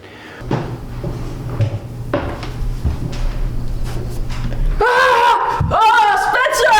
What the fuck? Spencer! Please! Help me! Okay. And I stopped for a moment and I was like, okay, is the windows open? Was it a bug? Like, what's going on? So I did turn on the bedroom light, and then I turned on the bathroom light, and the windows are cracked open. They're like the old school kind of winding open windows, and they're both open a little bit, but there's screens on them, so there's no bugs getting in. And I didn't feel a breeze or anything, just that one touch in that one spot. And it wasn't like scary or whatever. It was just like, all right, that just happened, so that's cool. So I had turned on the light and grabbed whatever I went upstairs for, and then I grabbed the case with the cameras and everything, brought that downstairs, and that's kind of what prompted me to be like, all right, let's just turn on cameras, let's just see what happens, And then Iz took the still camera around and just got pictures of everything. So there's literally, you could 3D map the whole house on all the pictures Iz took. But yeah, and then we did some night vision videos, and I put on the IR lights, and then the camera itself has an IR light, which is good, but it's very limited.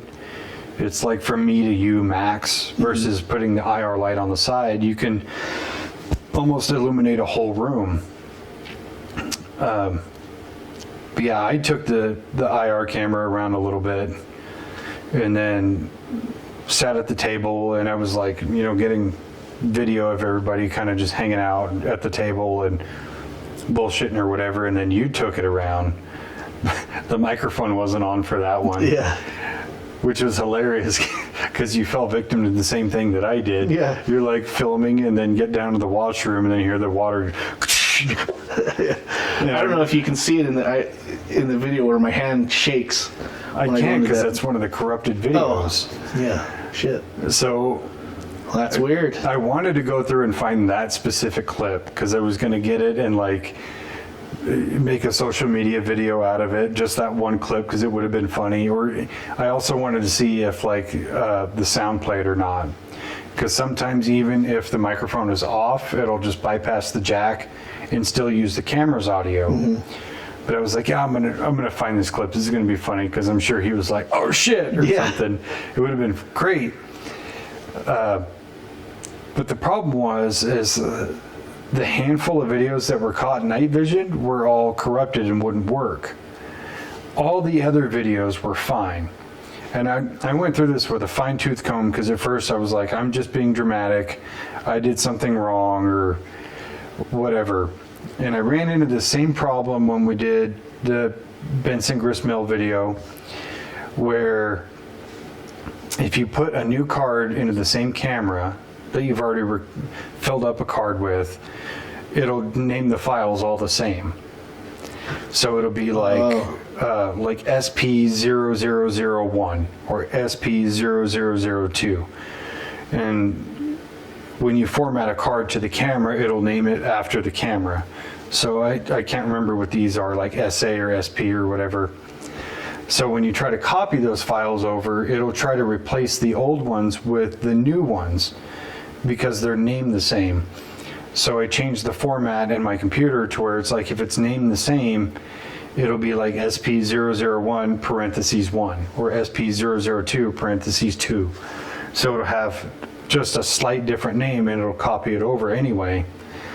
And even when I was copying over, some of the cards didn't work like that, and I would have to choose to not move them, and then I would just move them into a different folder altogether. So I was, some of them were still named the same, but I still had all the pictures and all the video. And so I got everything home, and I was like looking through the pictures and posting some of my favorites on social media, and then I'm trying to watch the videos, and it's like you could see the thumbnail of the video is the night vision video, but then you play it and it's not, it's something else. It's some of like the dramatic reenactment stuff we filmed or whatever. And I'm like, what the fuck is going on here? So I go through all the cards, I go through the other folders that I used, and I find most of the files. I don't think that's all of them. I don't have any proof, but I'm pretty sure that wasn't all of them because I found like 5 of them. And then you click on it and it says file is corrupted, won't play. And I'm like, how is this corrupted? Like, I just transferred it the day before. Yeah. Like, literally transferred them Sunday morning before we left. And I'm trying to watch them Sunday night, the same night that I transferred them over. How are they corrupted?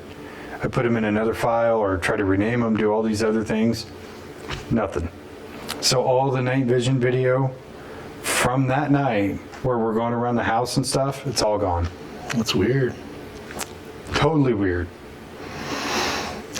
Yeah. But on note of that is the cards that I took those night vision videos on, there was other non-night vision videos that are totally fine. Strange.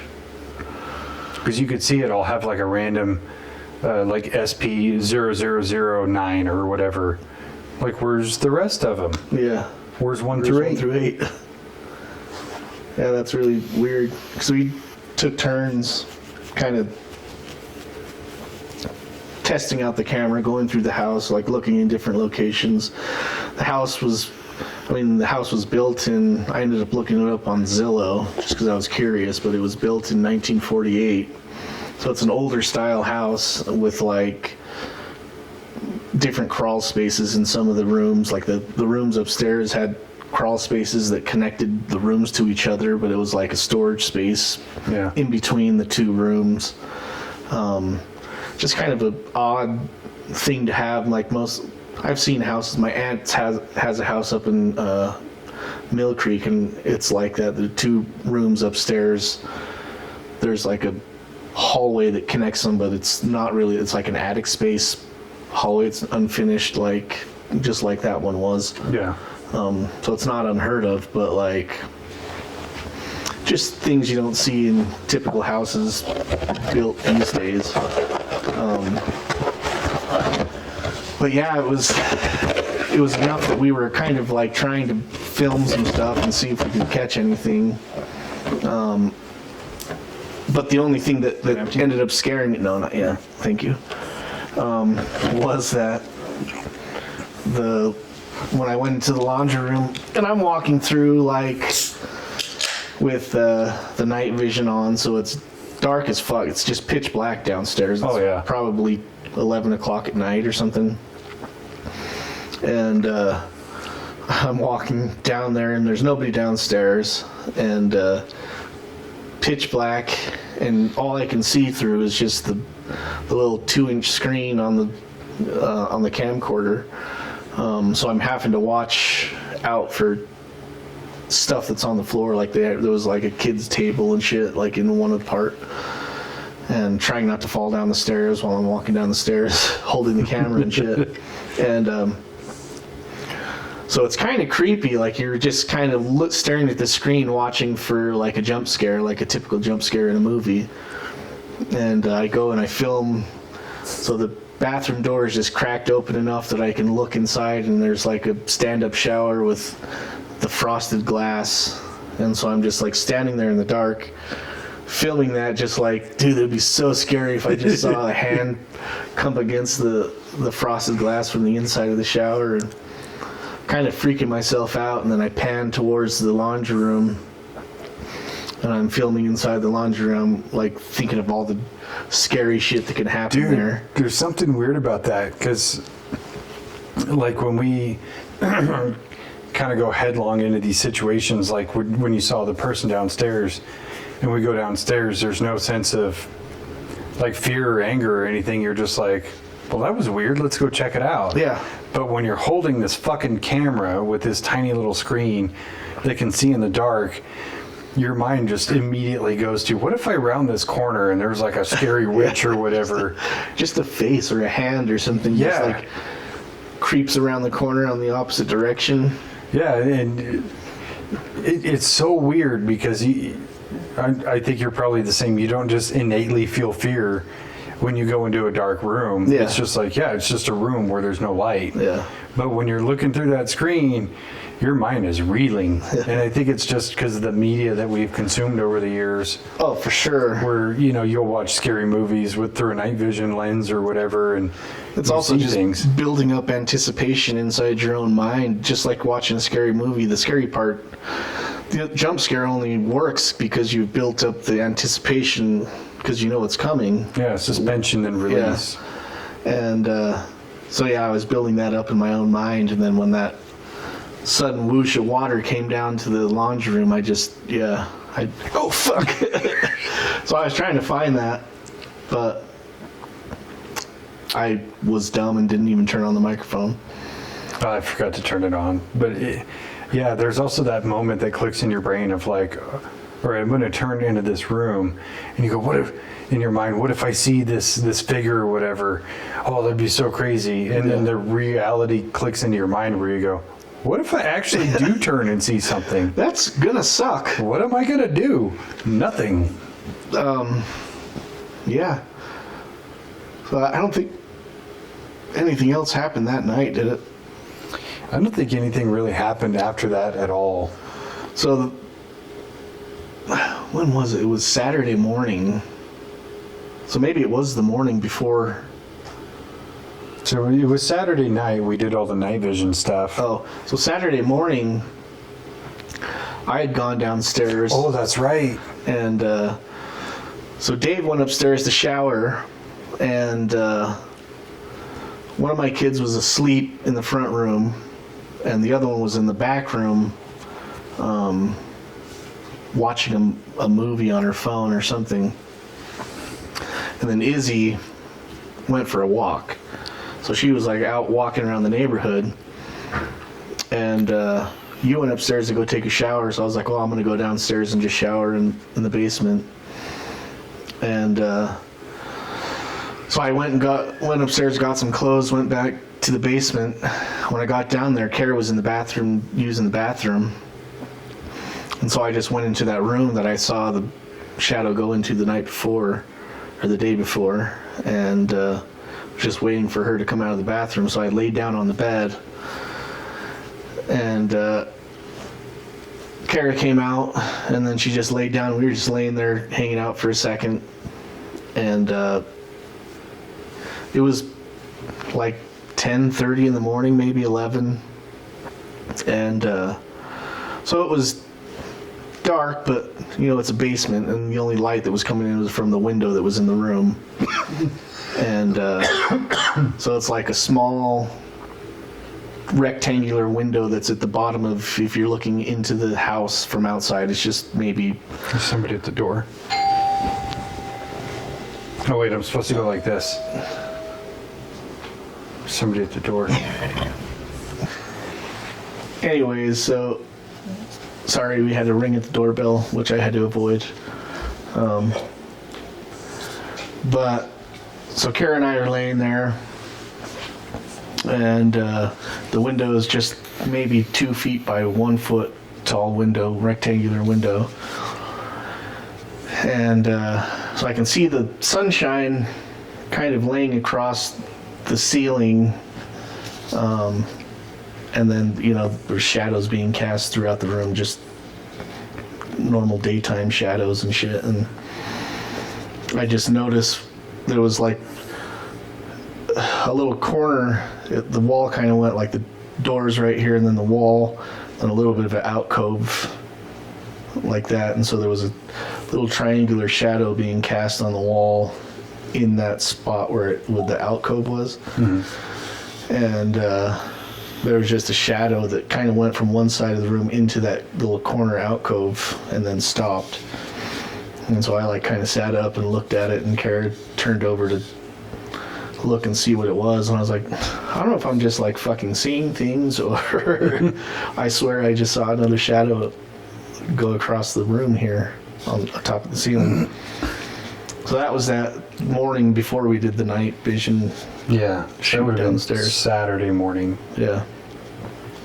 Yeah, because that was the day where like, yeah, we're not going to go to Phenomecon. Yeah. Let's just fucking day drink beers. Yeah. And which was, it was a fun call. It was a good call. I think so. I mean, there were speakers I wanted to see, but the idea of just like hanging out there and just day beers and playing cards and shit was way more fun. Yeah.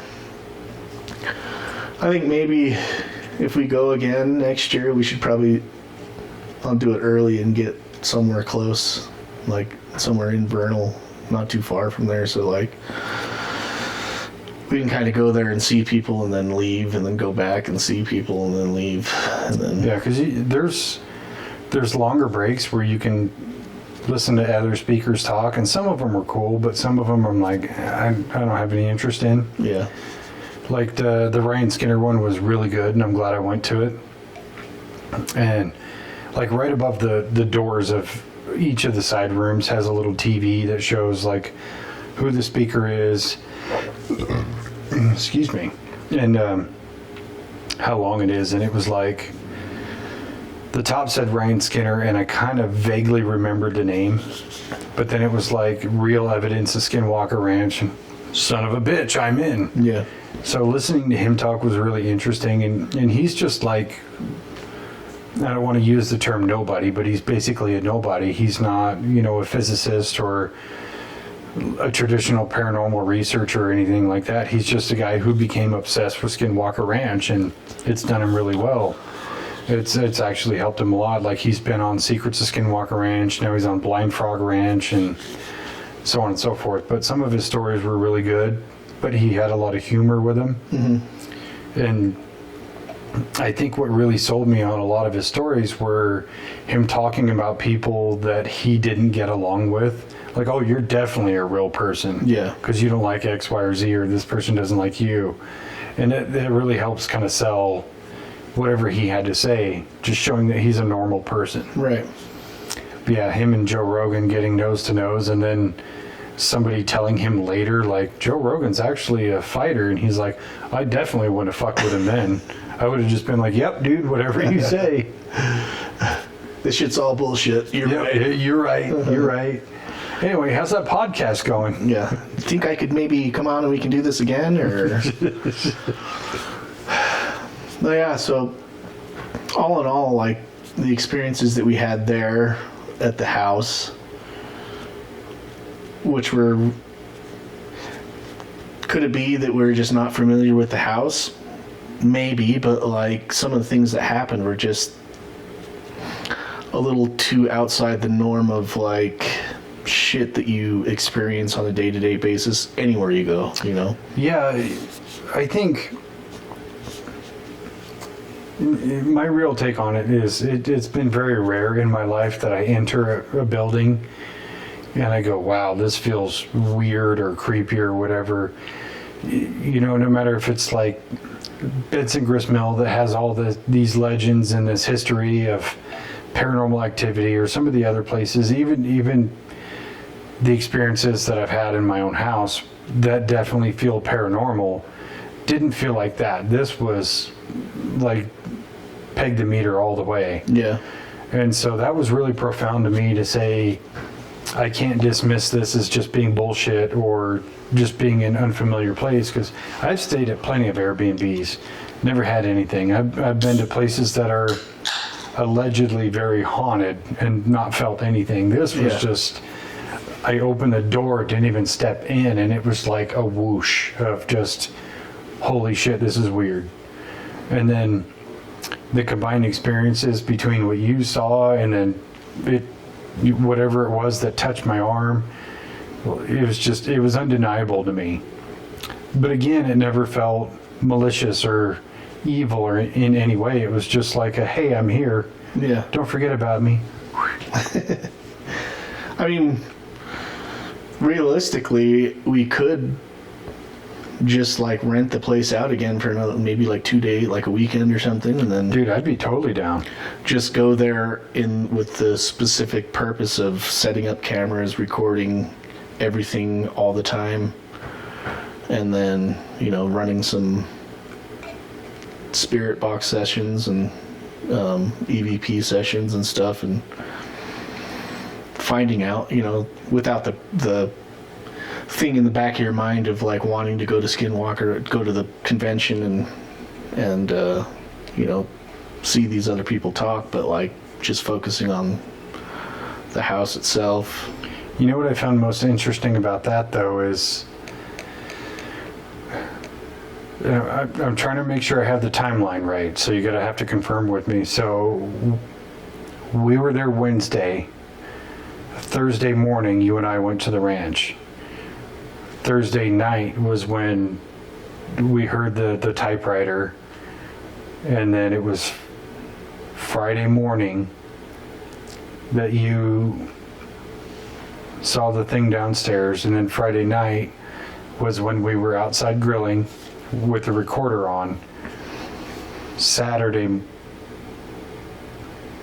morning was when you saw the shadow across the wall.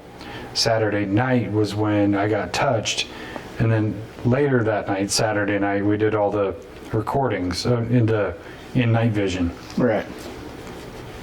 Do you think it's some way related to the fact that you and I went to Skinwalker Ranch, but all the weird shit that happened only happened when we were there? Maybe. Yeah, granted. Maybe. I mean, my wife and kids weren't there a whole lot when we weren't there. Fair point. It was like we'd leave during the day and they'd stay there and do their homework and shit that they had for the day on their laptops, and then they would go out and do, like, they went to a museum and kind of walked around Vernal. Yeah. So they were kind of out and about the same times we were, and like most of the time when we would get home, they would be just getting home also. But I think it coincides, except for the fact that when you first got there, you felt kind of a feeling, and then... Well, and Kara did too. Because when you guys got there and you guys were carrying stuff in, I only told you this place is creepy as fuck. And then it was just like a few minutes later where Kara's like, this place is fucking creepy. And I didn't say shit to her about it, so it was kind of like that feeling was already there. Yeah. But that's why I kind of wonder, is it or the two factors related? Like, is it by itself that house different, or was it because we went to the ranch?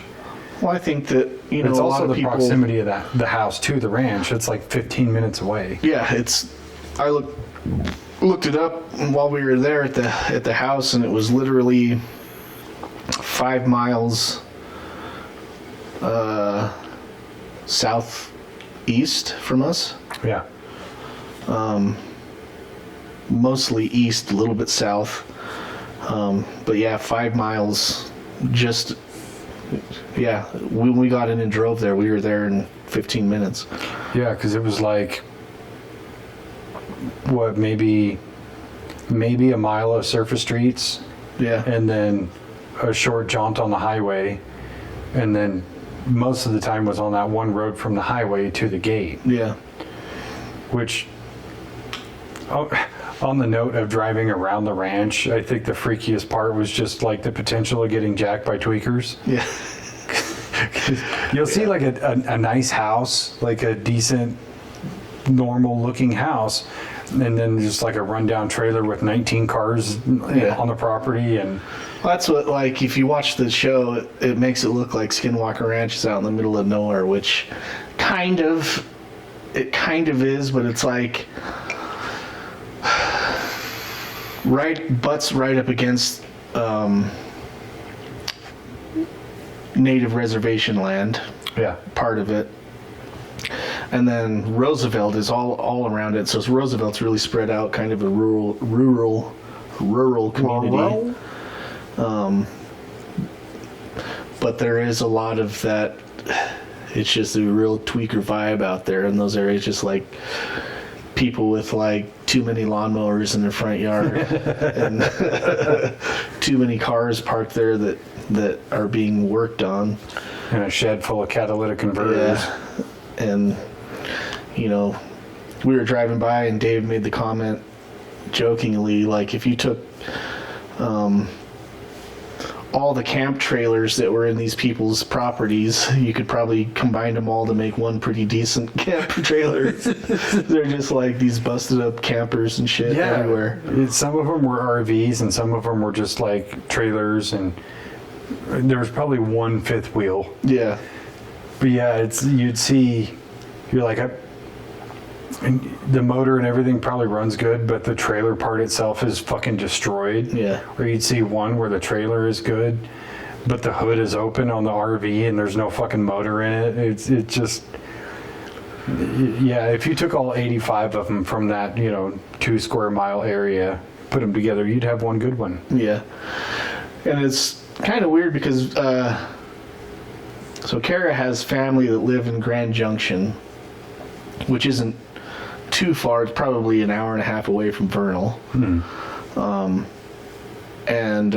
So we went there last Thanksgiving and we were hanging out with her family that lives out there, and we were mainly at her uncle's house, who lives just outside of Grand Junction in a little tiny, there's one gas station and a weed shop, and that's it. We don't even have a McDonald's, but we got a weed shop. Maybe 50 houses kind of spread out in this little valley, and it's called Parachute. So we didn't spend a lot of time in like Grand Junction itself, but more outside in the outskirts. And her aunt was talking about how Grand Junction now is kind of like one of the main trafficked highways for like meth and human trafficking, I guess, is a huge problem there, because it's right along that I-15 or whatever the freeway that goes through there. But she said it's a real problem, but Vernal's just one of the avenues out of Grand Junction. So, I mean, as stuff like that spreads, it goes into these other rural communities that filter through that Maybe pipeline. That's what was going on in the house. It was like a flop house for sex traffickers. Maybe. It's such a, I don't know, it's such.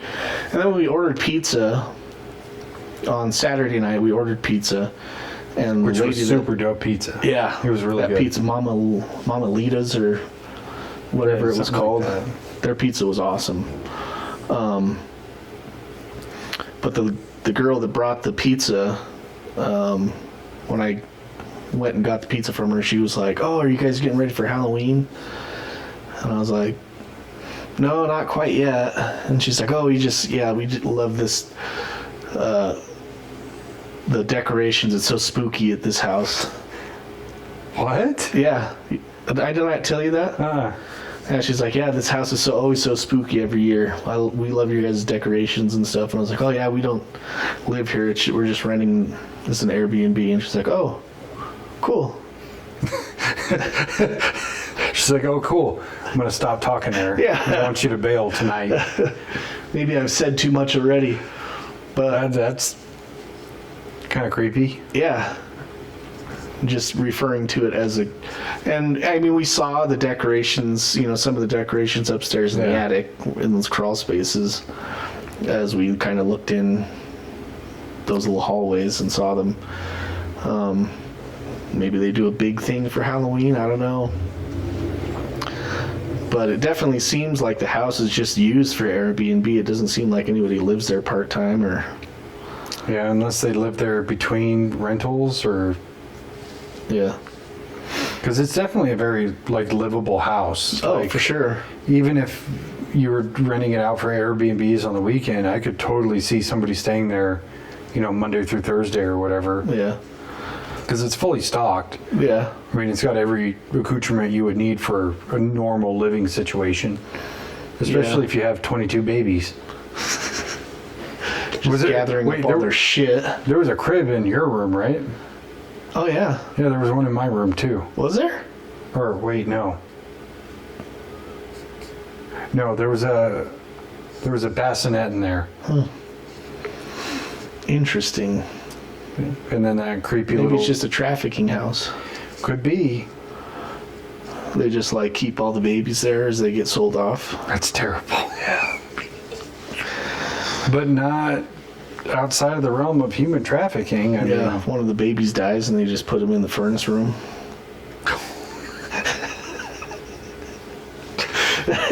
Or they become Halloween decorations. Yeah.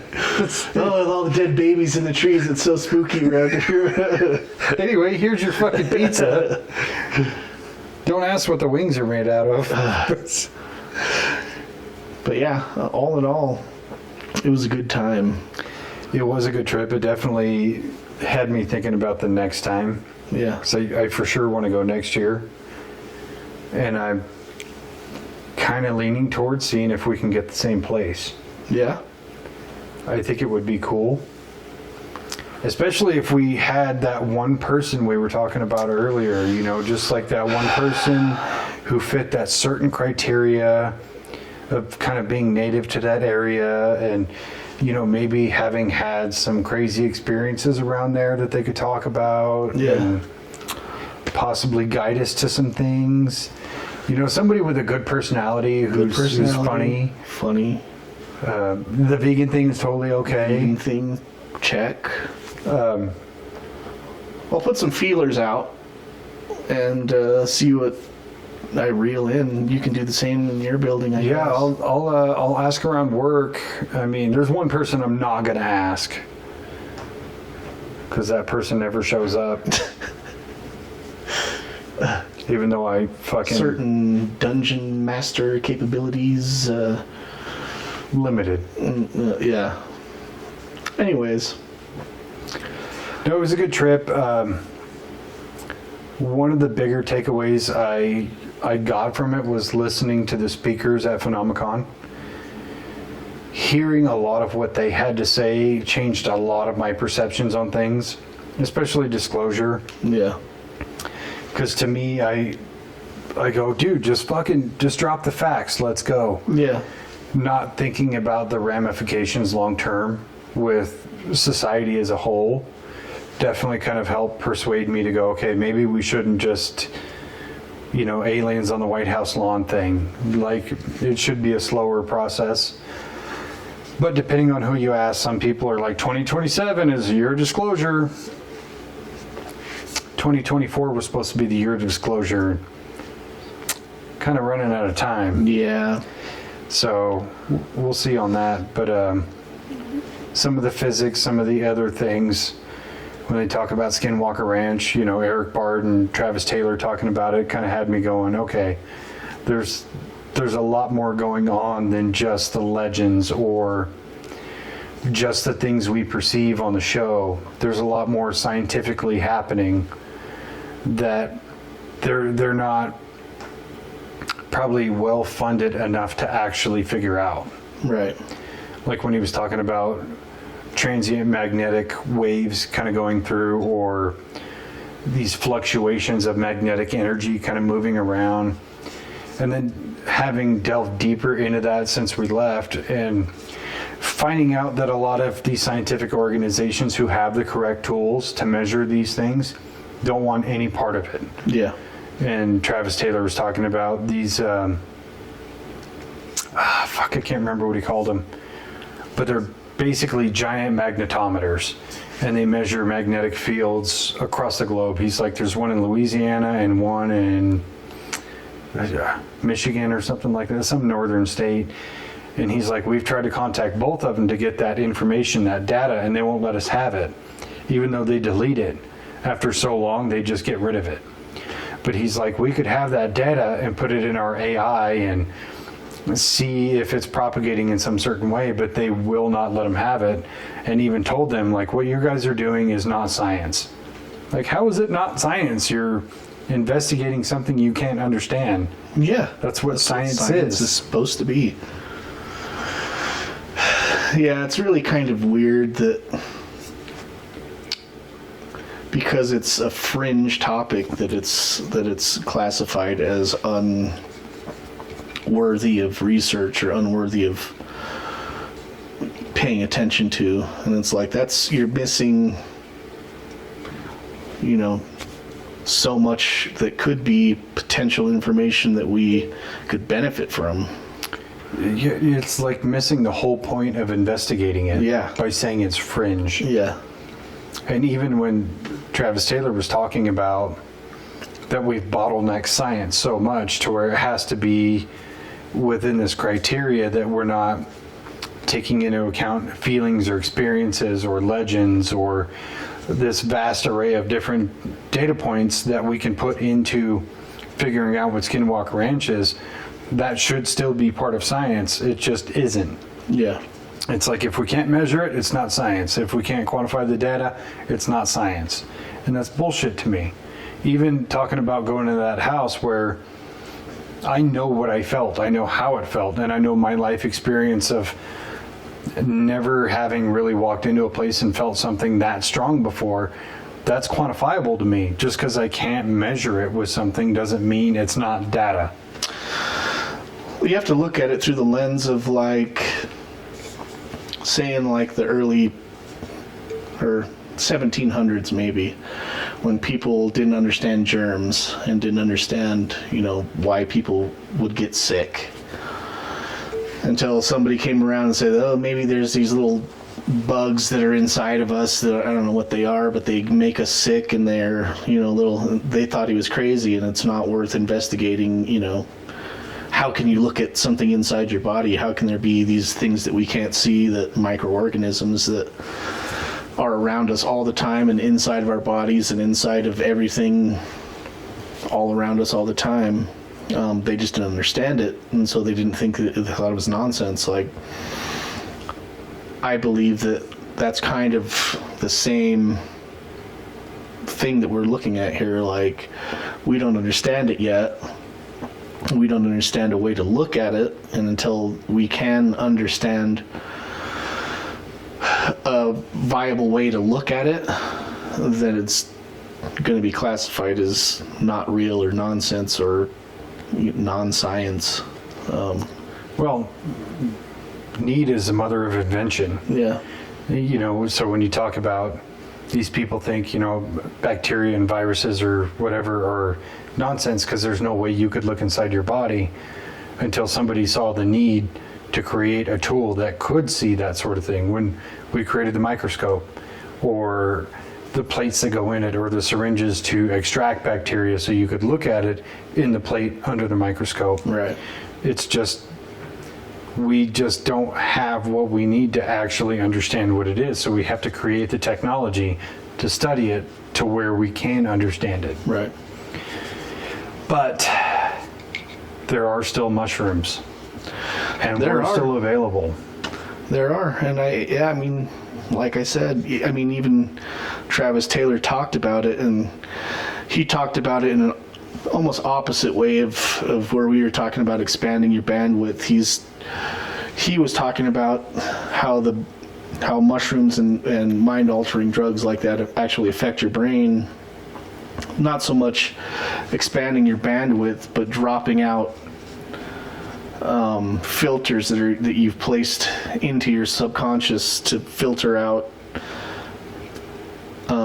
things that are less important to your day-to-day survival that we've developed over time, and of being human beings, that we've, almost put up these filters so we're not seeing all these different, not seeing and feeling and paying attention to these things that we're seeing all the time, that are around us all the time, energies and stuff like that. But when you take these mind-altering drugs, they may drop those filters so that you're picking up a full array of the things that are around us all the time, and actually noticing, these things that people are seeing and experiencing under the influence of these things. So that was actually my favorite part of his presentation. Yeah. Which, side note, he showed up late and he just flat out was like, I didn't prepare a presentation, so let's just take questions. And I was like, I'm all aboard for this. Because for one, there's going to be people asking stupid fucking questions to a really smart guy. And I want to hear how he's going to respond. But then I knew that there was going to be some questions brought up that were tertiary to the topic of Skinwalker Ranch and all that. And so when somebody brought up psychedelics, I was like, oh, he's just gonna shit on it. He's gonna super daddy the fuck out of it. And when he approached that topic reasonably with validity, I was so happy. Yeah. And what he was saying was that there was studies done on your brain functions, and then it was widely believed when you would take psychedelics, your brain functions would come alive. He's like, it's the opposite. Most of them quiet down, and you're kind of reduced to base level brain functions. And he's like, and I think that's what actually creates kind of the bandwidth, is that you're not thinking about, like you said, your day-to-day survival. Even sitting here in this moment where I have 20 different data points to think about, like I'm looking at the battery on the camera, or listening for it to time out on the card, and focusing on what you're saying and thinking about my next point, and seeing the wind and thinking about driving home and what time I got to leave, and cutting all that bullshit out just to get to that base level of thinking is actually a better conduit to reach different answers, right? Rather than just look at it from these 20 different data points you're trying to process all at the same time. Instead, let's cut away that, and then you can just look at just these few things, and you're open-minded enough that you can potentially see or experience something that you couldn't do in a more sober situation. Right. But I love that he didn't just throw away the notion as bullshit. Yeah, and what he also said was that the reason why they don't do that is because if he personally did it, he would lose credibility, he would lose his funding, he would lose all these things that he's able to do because he has these, classifications and it shit would just like that. murder his security clearance. Yeah, murder his security clearance.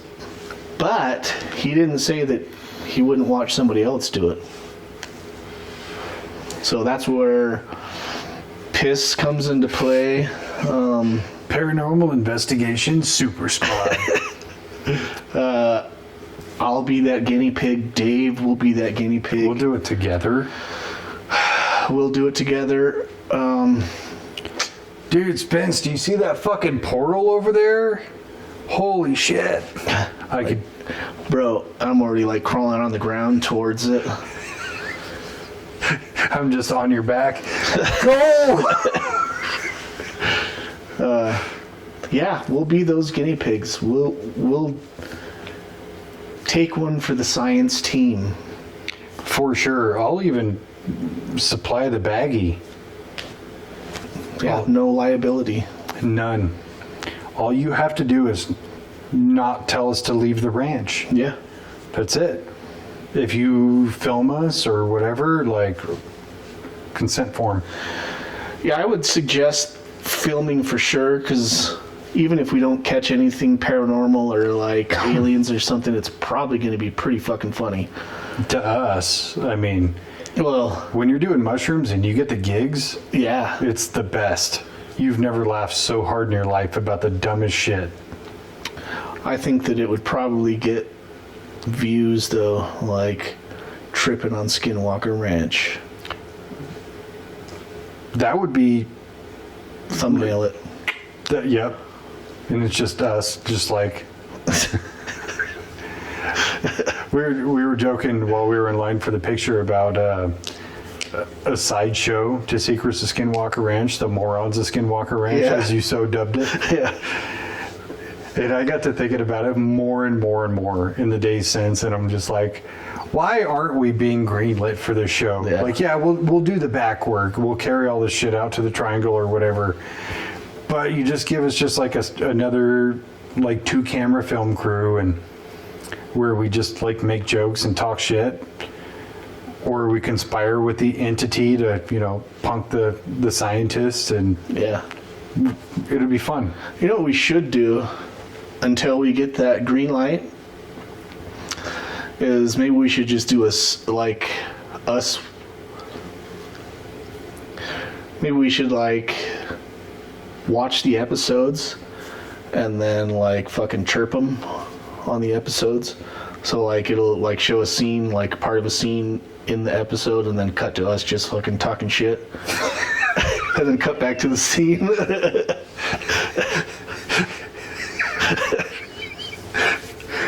Travis is like, get a rocket ready. I want to shoot a rocket at it. And then it'll Fuck, how many rockets got in that back? seriously, another fucking rocket? Really? You want to piss it off? I got it. Grab a rock, just start fucking chucking. We could just do that until they pick us up, you know? I think so.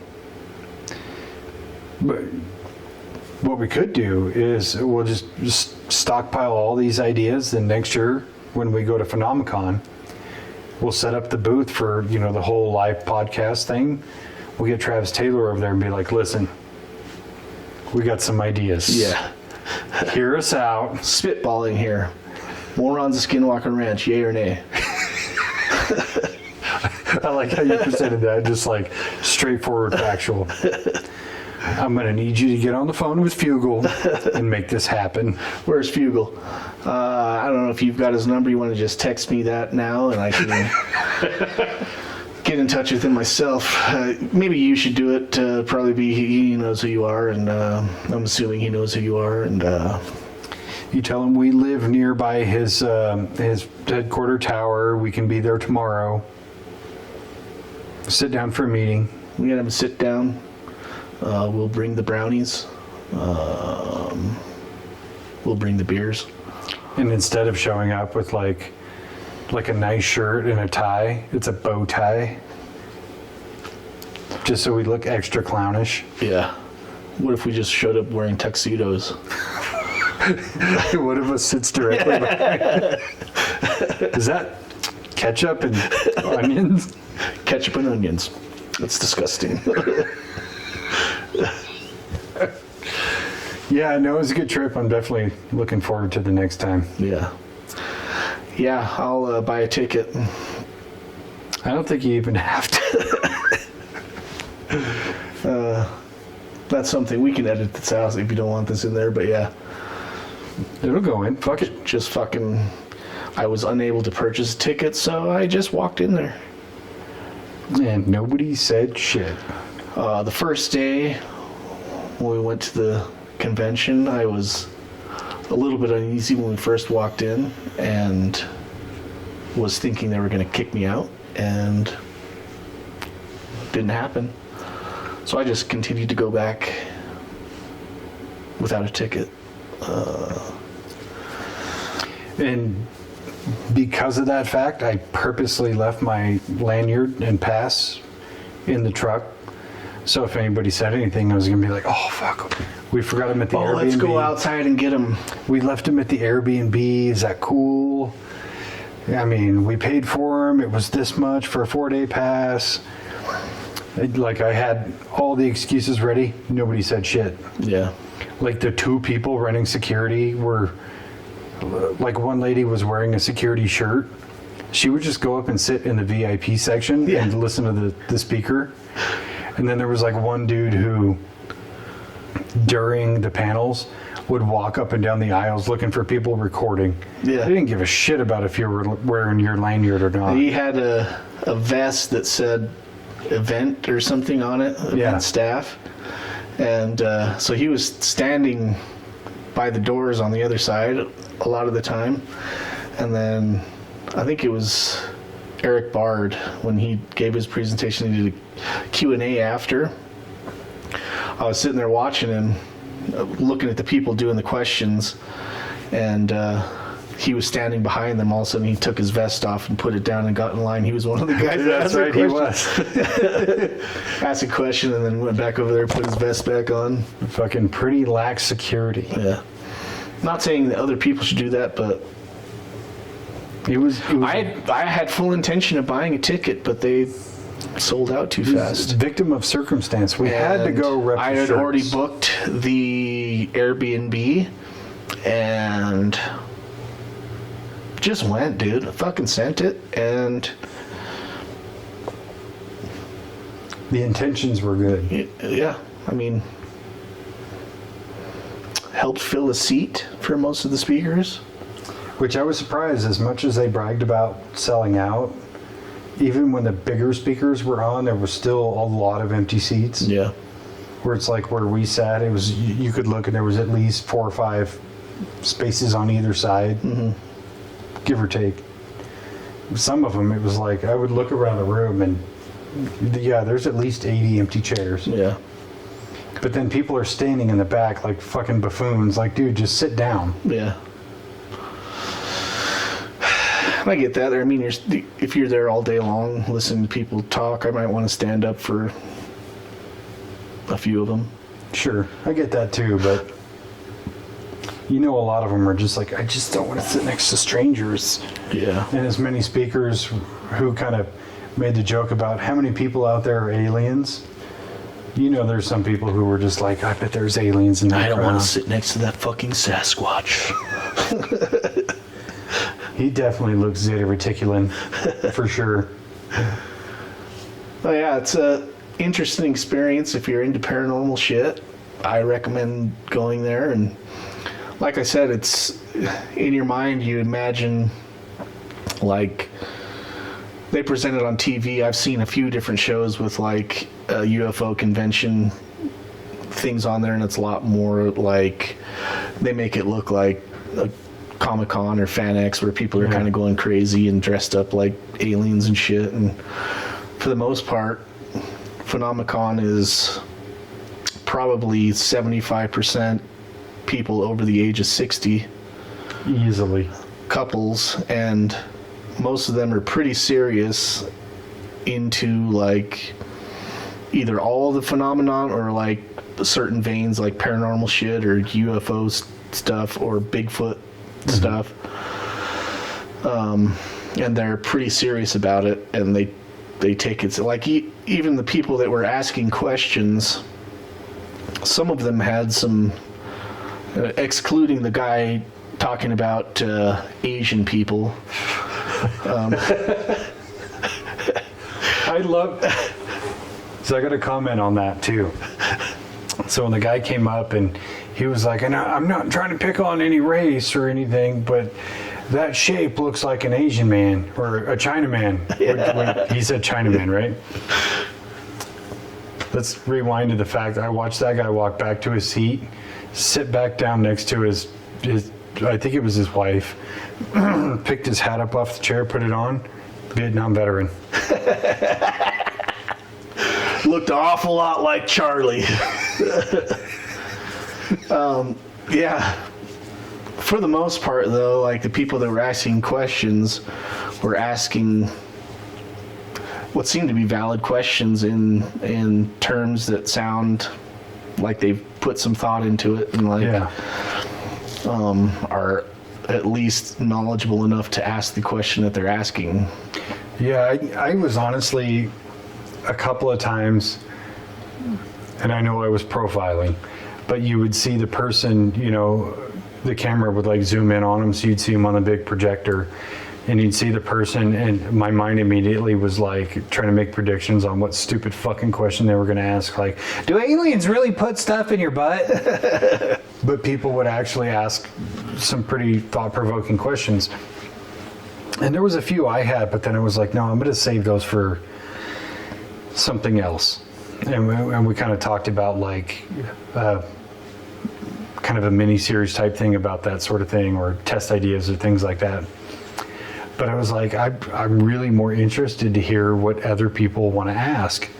And then once in a while you'd hear just a stupid fucking question. Yeah. And then the next person would come up and ask about something so obscure or whatever, like about Skinwalker Ranch, and you're like, that was a really good question. Yeah. Or they would specifically cite what season, what episode or whatever, and you're like, that's great.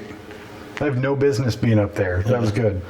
So most of those people, it seems like especially on the Skinwalker Ranch panels, like a lot of people that are there are actually like they're like the insiders groups. Yeah. And so a lot of the stuff, like last year they were bringing up questions about stuff that they had seen on the insiders or heard about on insiders, and so it was like, whoa, this is all fucking new to me. Like, so it was nice to hear new shit and to be like more drawn to trying to become an insider. And I think it's just like a subscription thing. It is. You can either pay $10 a month as a monthly, or you can do like the VIP insider or whatever, and it's like you pay for the year, but it's $8 a month, so it's $96 or something like that, and you get like a free t-shirt and some other stuff, which I'm totally going to do, but it's like a next payday thing. Yeah. But yeah, I was just like, after looking it up, going, that would actually be kind of a cool thing, because I have like a small, what is it, a 19 or a 20-inch TV that's just not in use. And I have an extra Fire Stick, and I could literally just like put it on my dresser and plug it into that feed and just leave it on. And then if I'm having trouble sleeping, I can just turn that on and just watch it till I fall asleep. To the Skinwalker Ranch footage. Yeah. Yeah, actually, when we got home, I started thinking, I was like, oh shit, they have that 24-hour thing. Not thinking about it was like an insider thing. And so I wanted to see if you could like look back at something that had already happened, like scroll back through their timeline and see us over there taking pictures. That'd be dope. Yeah. See that moment where I'm like posing with you with the camera and we're both just kind of looking at the gate like, oh shit. Yeah. But yeah, it was fun. And yeah, if you want to,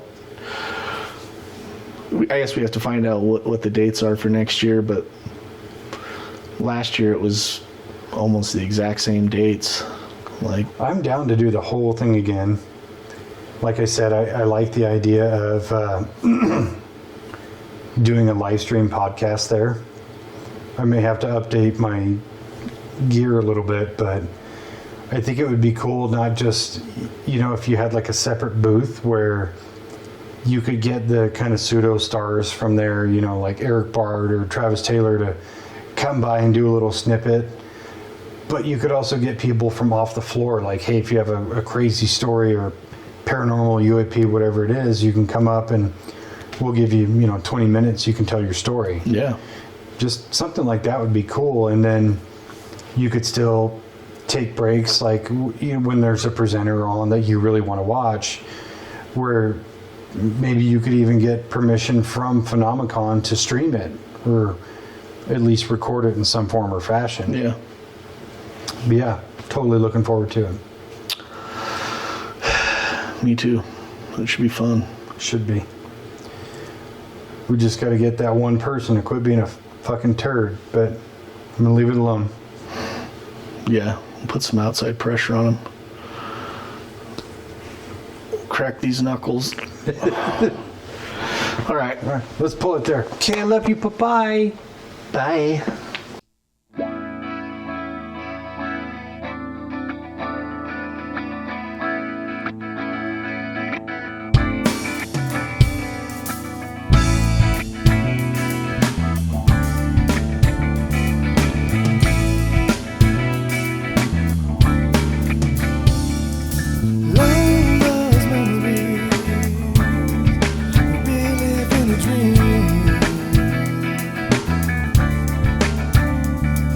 Rekindling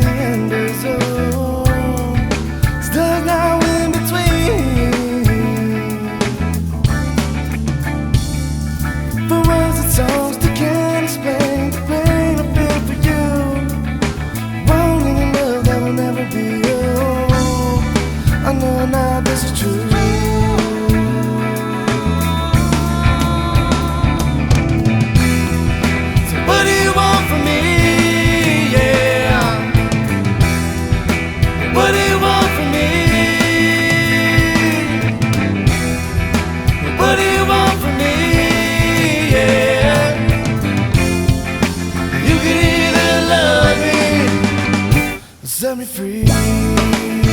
Whoa, set me free.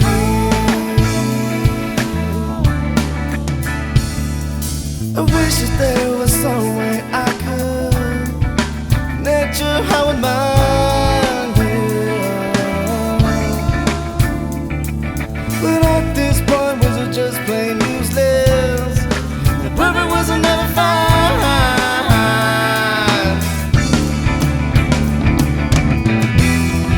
So what do you want from me? Yeah. What do you want from me? What do you want from me? Yeah. You can either love me or set me free. Whoa, set me free.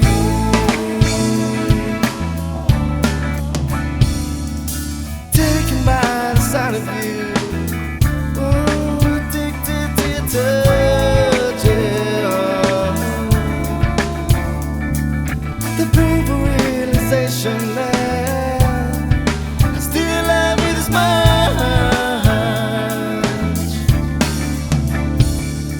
So cover it with friendship, and I play the happy host in this last love relationship where your friendship hurts the most.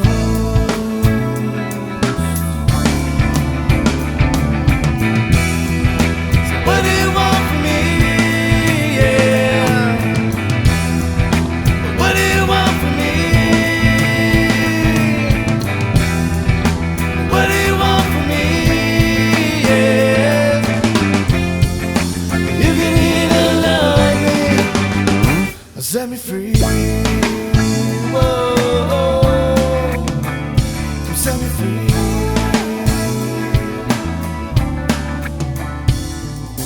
Taken by the sight of you. Oh, addicted to your touch, yeah. The painful realization that I still love you this much.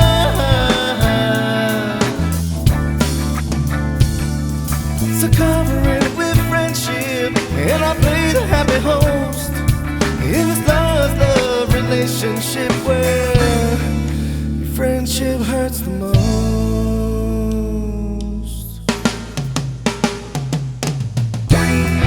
So what do you want from me? Yeah. What do you want from me? What do you want from me? Yes.